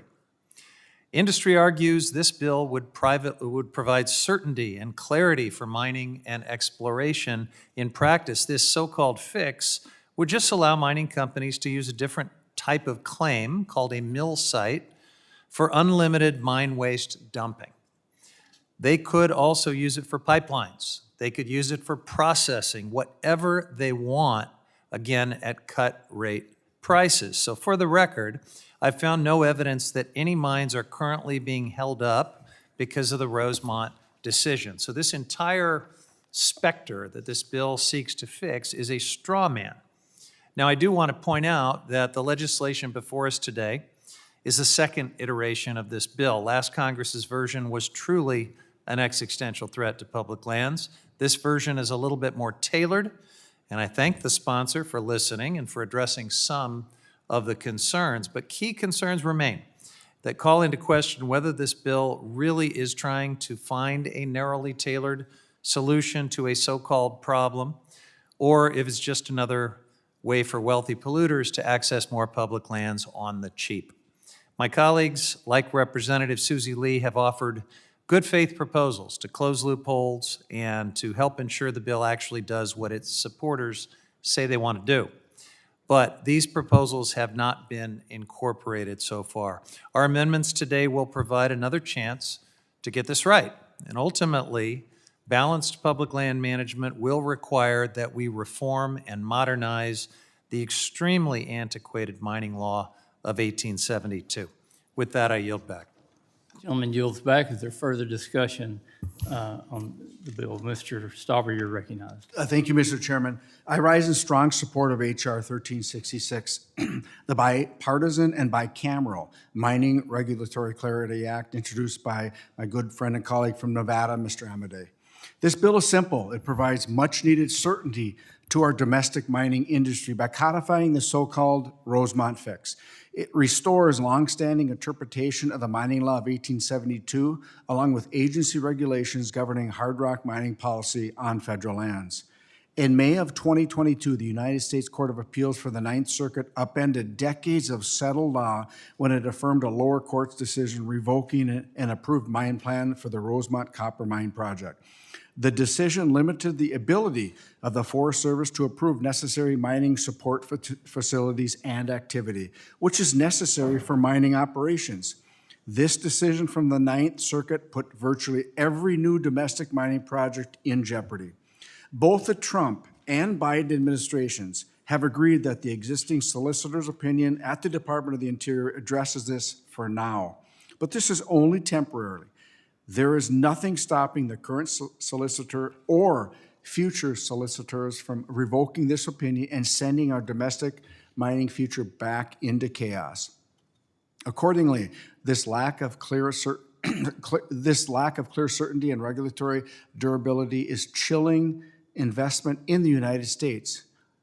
Why ever would a company choose to invest billions of dollars of capital in a domestic mining project if the Rosemont fix could be undone by the stroke of a pen?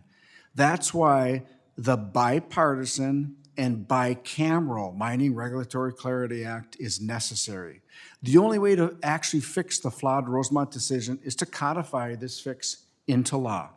This legislation, contrary to what some of my colleagues will argue, won't radically change or create new domestic mining policy. It simply builds regulatory certainty and reinstates the longstanding interpretation of the mining law of 1872 and longstanding agency regulations that were law of the land before 2022. We are all well aware of my Democratic colleagues' ambitious goals to transition to renewable energy and other technologies that rely on critical and rare earth minerals. Mr. Chairman, if we can't mine these minerals domestically, thanks in part to the Rosemont decision blocking new domestic mines, where do my colleagues expect these minerals to come from? If we want to see these minerals come from the United States, we must ensure we have the certainty and durability of law. I want to thank my colleagues from both sides of the aisle, including Representatives Amadei and Horsford, for their leadership on this bill, along with my colleagues from across the Capitol, including Democrat Senators Kathleen Cortez Masto and Jackie Rosen, who are working hard to get their Senate companion across the line. I urge my colleagues to support the underlying bill, and Mr. Chair, I yield back. Gentleman yields back. Is there further discussion on the bill? I recognize myself. I support this bill as well. Hard rock minerals are foundational to America's national and economic security. As we've discussed so many times, they serve vital functions in the defense, aerospace, energy, and manufacturing industries. What's more, demand for these minerals is projected to rapidly increase in the coming years, placing significant pressure on global supply chains. Meeting future domestic needs alone will require a six-fold increase in hard rock mining activity. We must be ready for these considerable challenges. For everyone who made the trip to Alaska, we saw where they were, I guess, the world's largest silver mine, and they were very responsibly handling their tailings in a dry stack method. I believe it was actually located partly on a national monument, and some of the best construction and environmental precautions were taken on that project. We know we can do it here, but we've got to be able to move these projects forward so we can meet the demands that we have at home for these critical minerals. Again, I urge support of the bill and would ask if there's any further discussion on the bill. Hearing none is in order to consider amendments to H.R. 1366, and I recognize the gentleman from Nevada, Mr. Amadei, for the purpose of offering an amendment in the nature of a substitute designated Amadei 20 ANS. Without objection, the amendment is considered read and open to amendment at any point. Thank you, Mr. Chairman. I appreciate the opportunity to speak. This is housekeeping in nature to change the dates so that they're appropriate for the action that the committee's contemplating at this time. And the reason that becomes necessary is because the bill was passed last Congress in its present form, so I yield back. Gentleman yields back. Is there further discussion on the amendment? If there's no further discussion on the amendment, it's now in order to consider amendments to the ANS to H.R. 1366, and I recognize Ranking Member Huffman for the purpose of offering an amendment designated Huffman number 3. Without objection, the amendment is considered read. Thank you, Mr. Chairman. So my amendment would simply strike the definition of operations in this bill. This is something that we've raised many times as a serious concern. The bill's current definition is just sweepingly overbroad. It says that mining operations include, quote, all functions, work, facilities, and activities in connection with the prospecting, developing, extraction, and processing of mineral deposits and all uses reasonably incident to, including the construction and maintenance of means of access. And that sweepingly broad definition applies whether the operations take place on or off the claim. So what this means is that mining operations don't even need a mining claim at all to conduct operations on public lands.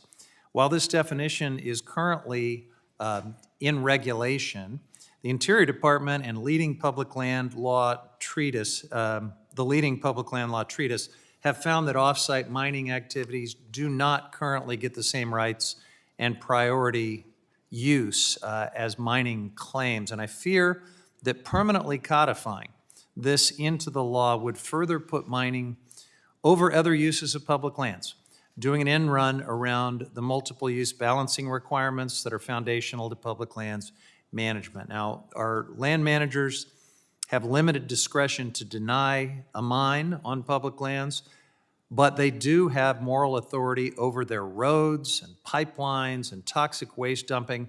This definition would remove that discretion and provide yet another giveaway to an industry that just doesn't need it. This would codify the most industry-friendly interpretation of the law and give mines roads, pipelines, and other facilities, giving them the same priority rights over public lands. This is not a hypothetical, by the way. The industry is already using this definition of operations to argue that they should be allowed extra access roads and new electrical transmission lines through designated roadless areas. And that's just one example. In another example, industry says they should get automatic approval of an off-site water pipeline that would drain an overpumped aquifer 19 miles away against the protests of local agricultural interests.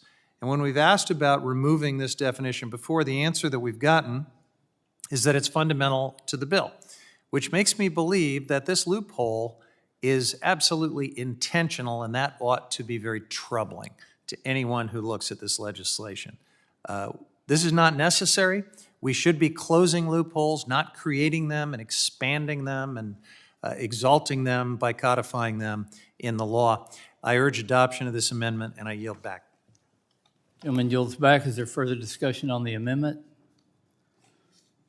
I recognize myself. I do oppose the amendment. The amendment does nothing but strike the definition of operations and operator, which are pulled directly from BLM regulations. Removing these definitions would add confusion to the underlying bill by removing definitions and reducing clarity over what these terms mean. For this reason, I urge my colleagues to oppose the amendment, and I yield back. Is there further discussion on the amendment? If there's no further discussion on the amendment, the question is on the amendment offered by Ranking Member Huffman, designated Huffman number 3. All those in favor signify by saying aye. All those opposed, no. In the opinion of the chair, the noes have it, and the amendment is not agreed to.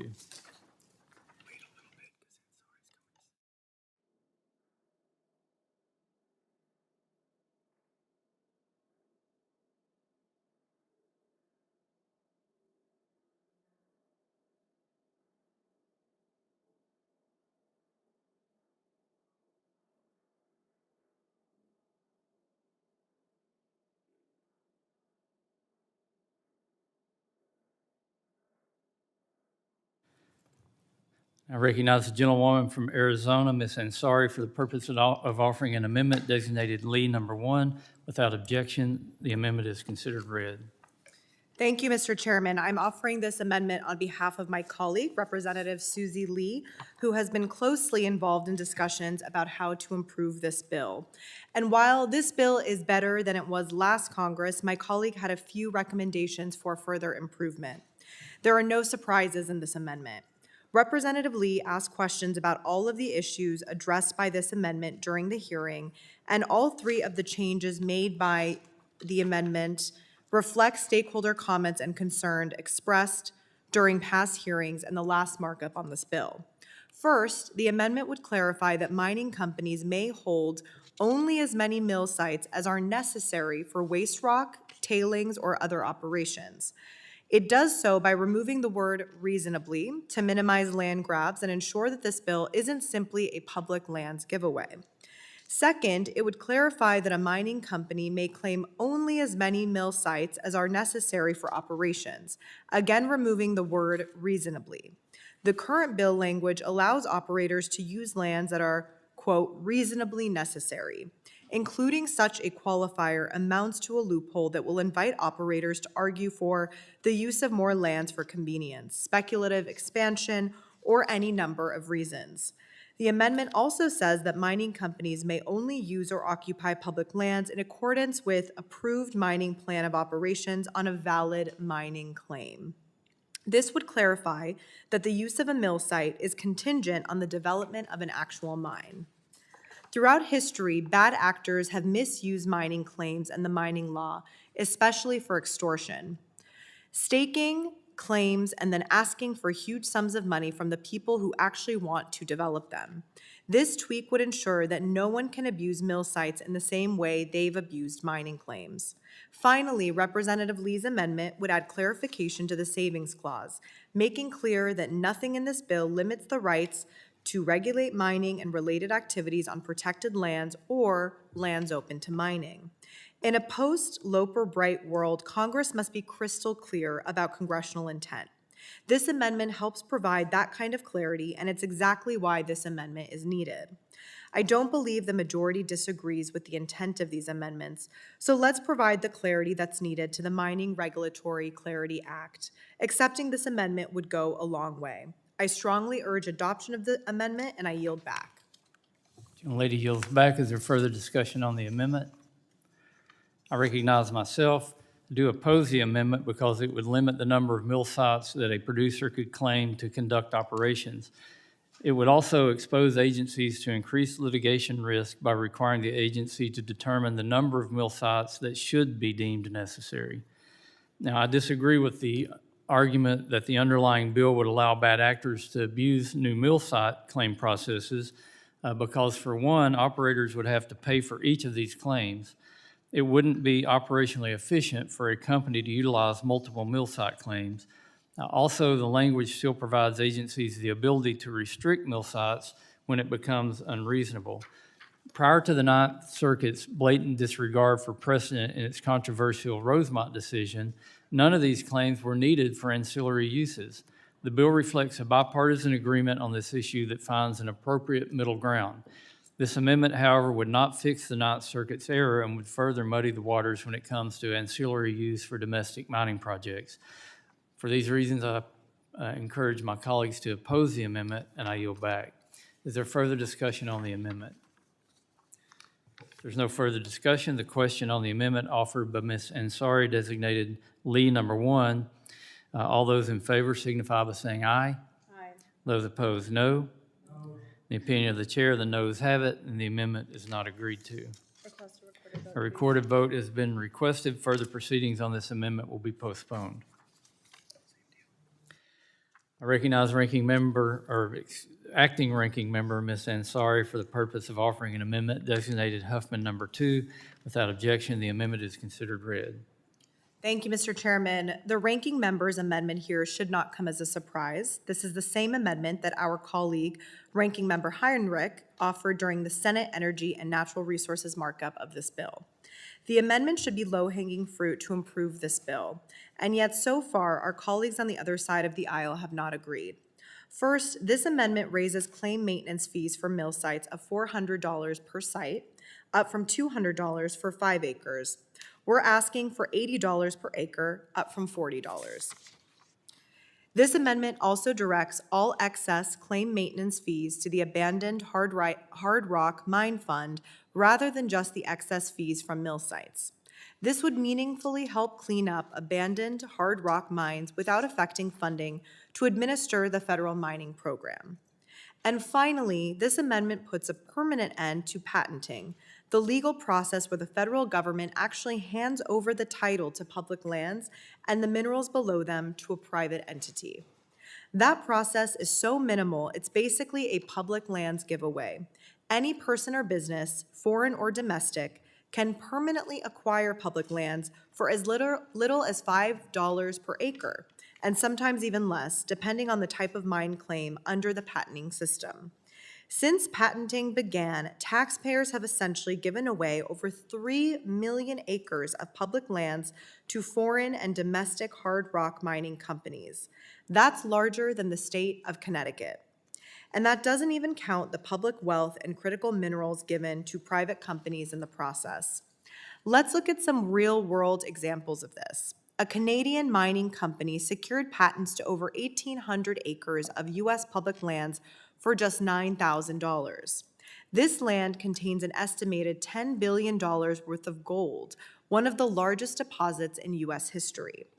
Another mining company paid $10,000 for the title for 2,000 acres of national forest land in Montana, containing an estimated $35 million worth of palladium and platinum reserves. Patenting has been under an annual moratorium through the appropriations process since 1994, but it's long past time we end this practice permanently once and for all. I will withdraw this amendment for now, but if this bill continues to move forward, know that we will be pounding the drum to make this change. I withdraw the amendment and I yield back. The amendment is withdrawn.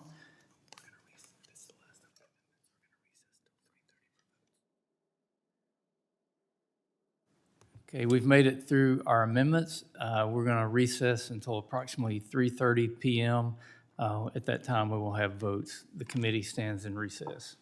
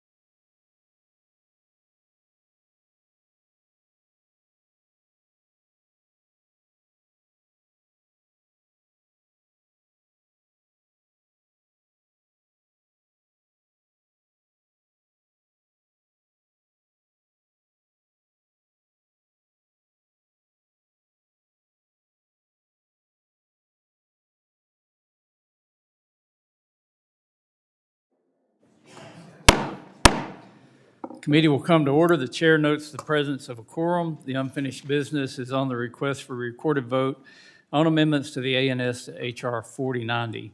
Members will record their vote using the electronic voting system. The question is on the amendment to the ANS to HR 4090 offered by Ranking Member Huffman, designated Huffman number 1, on which the noes prevailed by voice vote. The clerk will open the vote.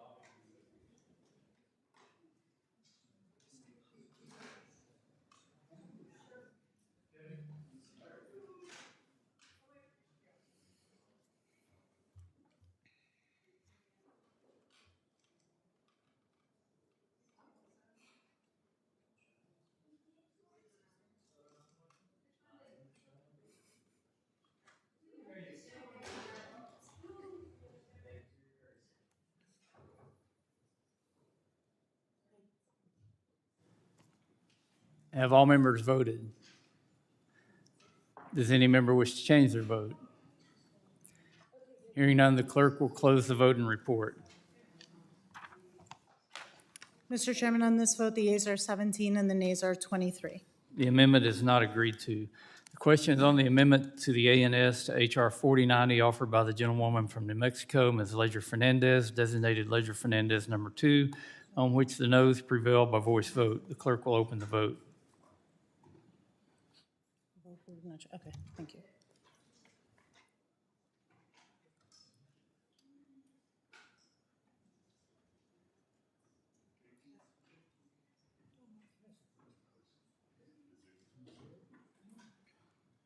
Have all members voted? Does any member wish to change their vote?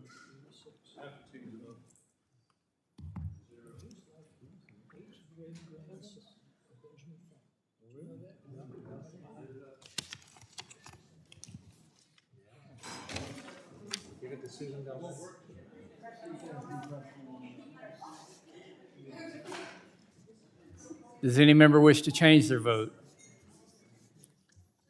Hearing none, the clerk will close the vote and report. Mr. Chairman, on this vote, the yeas are 18 and the nays are 24. The amendment is not agreed to. The question is on the amendment to the ANS to HR 4090 offered by the gentlewoman from California, Ms. Rivas, designated Rivas number 3, on which the noes prevailed by voice vote. The clerk will open the vote.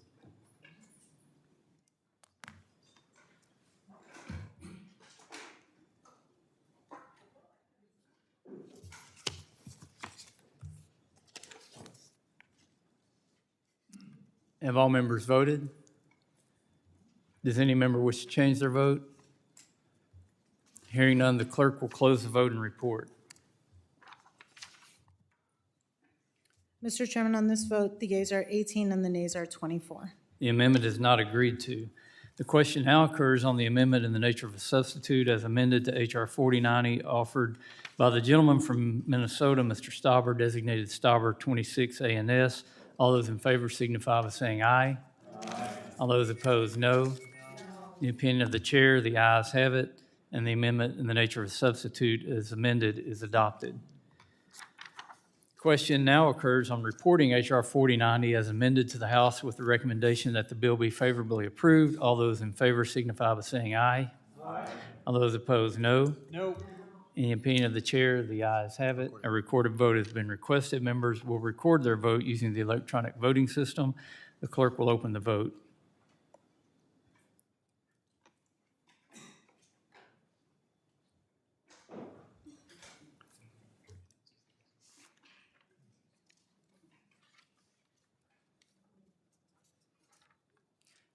Have all members voted? Does any member wish to change their vote? Hearing none, the clerk will close the vote and report. Mr. Chairman, on this vote, the yeas are 26 and the nays are 16. The bill as amended is ordered reported to the House with the recommendation that it be favorably approved. Without objection, the motion to reconsider is laid on the table. Mr. Chairman. Mr. Huffman, you're recognized. Thank you, Mr. Chairman. I give notice of my intention to file supplemental, additional, dissenting, or minority views on the measure just considered, and I ask unanimous consent that this notice be extended to all measures considered at the markup under House Rule 11, Clause 2L. This notice extends to all members. Without objection, so ordered. I do want to take a minute to remind you there's a flyer at your voting station. All members should have got one. We're going to have a field hearing in beautiful Hot Springs National Park, a bipartisan field hearing on the Great American Outdoors Act on October 24th. You're all invited to what will be, I think, a very good hearing, and hope everyone can come. The unfinished business is on the request for recorded vote on amendments to the ANS to H.R. 1366. The question is on the amendment to the ANS to H.R. 1366 offered by the gentlewoman from Arizona, Ms. Ansari, designated lead number 1, on which the noes prevailed by voice vote. The clerk will open the vote.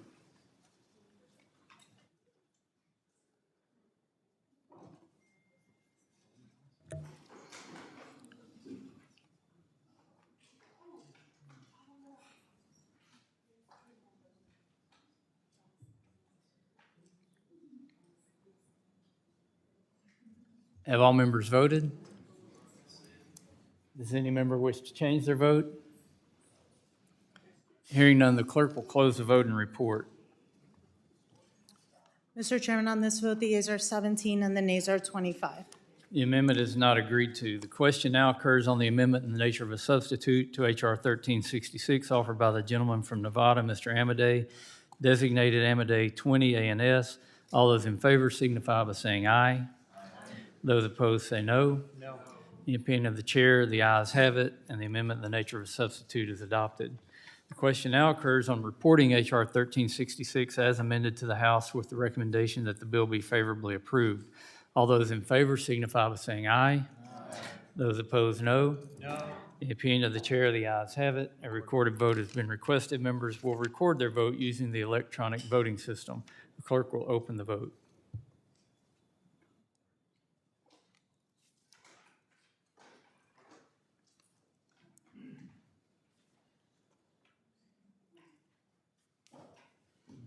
Have all members voted?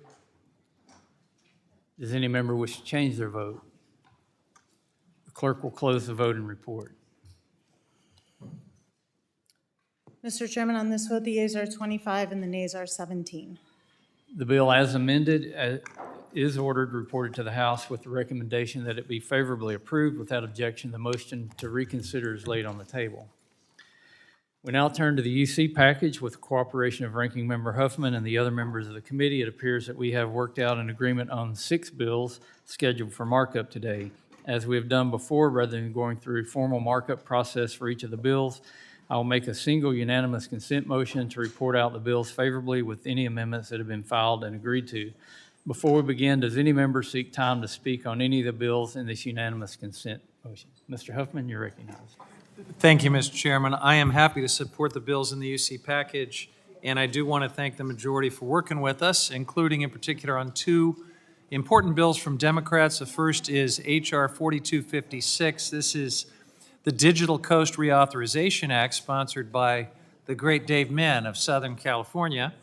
This would reauthorize NOAA's Digital Coast program through fiscal 2030 with some smart improvements, and the program is very vital to make informed decisions about infrastructure, emergency planning, and sustainable development, particularly as the effects of the climate crisis accelerate. Second is H.R.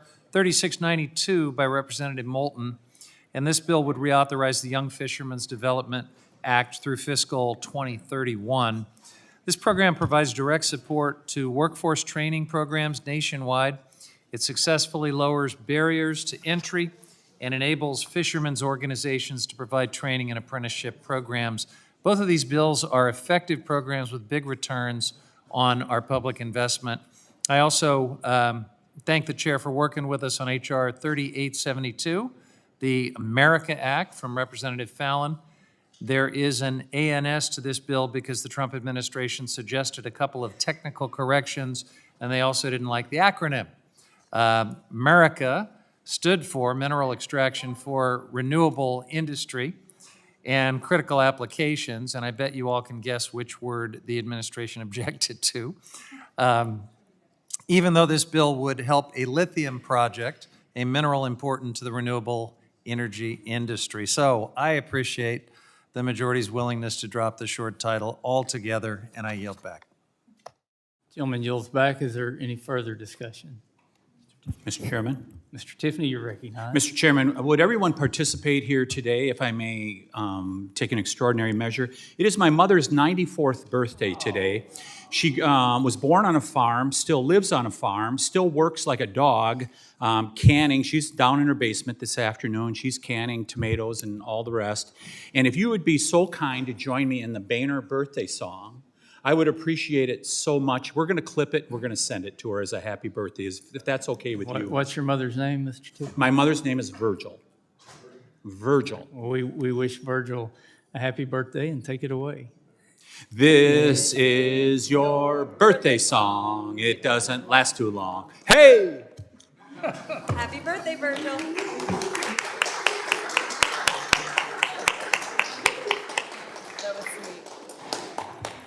Again, happy birthday, Virgil. Is there any further discussion on the unanimous consent bills? I'll recognize myself and do want to thank Ranking Member Huffman and others who have worked on and agreed for this package of bills. And there are 6 bills that we have worked on with the minority to advance under unanimous consent. 2 of the bills from the Subcommittee on Indian and Insular Affairs would settle longstanding claims and benefit tribal communities. Those are sponsored by Representative Begich, H.R. 2815, which would transfer 180 acres to Cape Fox Corporation, the Alaska Native Corporation serving the community of Saxman, Alaska. The transfer would fulfill the corporation's outstanding land entitlements under the Alaska Native Claims Settlement Act and allow the Mahoney Lake Power Project to further develop to meet the region's growing power demands. Similarly, H.R. 2916 from Representative Stefanik would authorize, ratify, and confirm the Akwesasne Mohawk Land Claim Settlement Agreement. This congressional action would allow many parties to finally reach reconciliation in a land dispute that has stretched across for 4 decades. We're also advancing 2 bills from the Subcommittee on Water, Wildlife, and Fisheries that reauthorize key programs at existing levels. H.R. 3692, sponsored by Representative Moulton, reauthorizes the Young Fishermen's Development Program, which was created in President Trump's first term. This effort is consistent with President Trump's executive order restoring American seafood competitiveness. Representative Minn's bill, H.R. 4256, reauthorizes the Digital Coast Program that the National Oceanic and Atmospheric Administration administers. This program provides data sets and tools that support the management of coastal communities. Next, H.R. 3872, introduced by Representative Fallon, would amend the Mineral Leasing Act for acquired lands, clarifying that all lands acquired by the federal government are eligible to be considered for hard rock mineral leasing. The existing statute covers a wide range of resources but leaves out hard rock minerals. As a result, required federal lands holding key resources have effectively been locked up. H.R. 3872 would provide a much-needed technical fix to the law. Finally, H.R. 2306 from Representative Moulinar reauthorizes the Adams Memorial Commission and allows a memorial commemorating one of our nation's most significant founding families, the Adams family, to be constructed within the reserve, an area that broadly encompasses the National Mall. The memorial will bring overdue recognition to John and Abigail Adams, as well as their son, John Quincy Adams, and their devoted service to our country. I support these bills and yield back. I ask unanimous consent that the Subcommittee on Energy and Mineral Resources be discharged from further consideration of H.R. 3872 to amend the Mineral Leasing Act for required lands to make that act applicable to hard rock minerals. Without objection, so ordered. Ask unanimous consent that the Subcommittee on Federal Lands be discharged from further consideration of H.R. 2306, the Adams Memorial Great American Heroes Act. Without objection, so ordered. Ask unanimous consent that the Subcommittee on Water, Wildlife, and Fisheries be discharged from further consideration of H.R. 3692 to reauthorize the Young Fishermen's Development Act and H.R. 4256, Digital Coast Reauthorization Act of 2025. Without objection, so ordered. Ask unanimous consent that the Subcommittee on Indian and Insular Affairs be discharged from further consideration of H.R. 2815, Cape Fox Land Entitlement Finalization Act of 2025, and H.R. 2916, to authorize, ratify, and confirm the agreement of settlement and compromise to resolve the Akwesasne Mohawk land claim in the state of New York, and for other purposes. Without objection, so ordered. I now ask unanimous consent that the following measures be approved and favorably reported as described to the House of Representatives. H.R. 2306, the Adams Memorial Great American Heroes Act, with an amendment in the nature of a substitute offered by the chair, designated Westerman 34 A&S. H.R. 2815, Cape Fox Land Entitlement Finalization Act of 2025, with amendment offered by the gentleman from Alaska, Mr. Begich, designated Begich 055. H.R. 2916, to authorize, ratify, and confirm the agreement of settlement and compromise to resolve the Akwesasne Mohawk land claim in the state of New York and for other purposes. H.R. 3692, to reauthorize the Young Fishermen's Development Act. H.R. 3872, to amend the Mineral Leasing Act for acquired lands to make that act applicable to hard rock minerals, with an amendment in the nature of a substitute offered by the gentleman from Minnesota, Mr. Stauber, designated Stauber 25 A&S. And H.R. 4256, Digital Coast Reauthorization Act of 2025. Without objection, so ordered. Without objection, the motions to reconsider are laid upon the table. Ask unanimous consent that the staff be allowed to make any technical and conforming changes to the documents the committee just adopted, subject to approval of the minority. Without objection, so ordered. If there's no further business, the committee stands adjourned.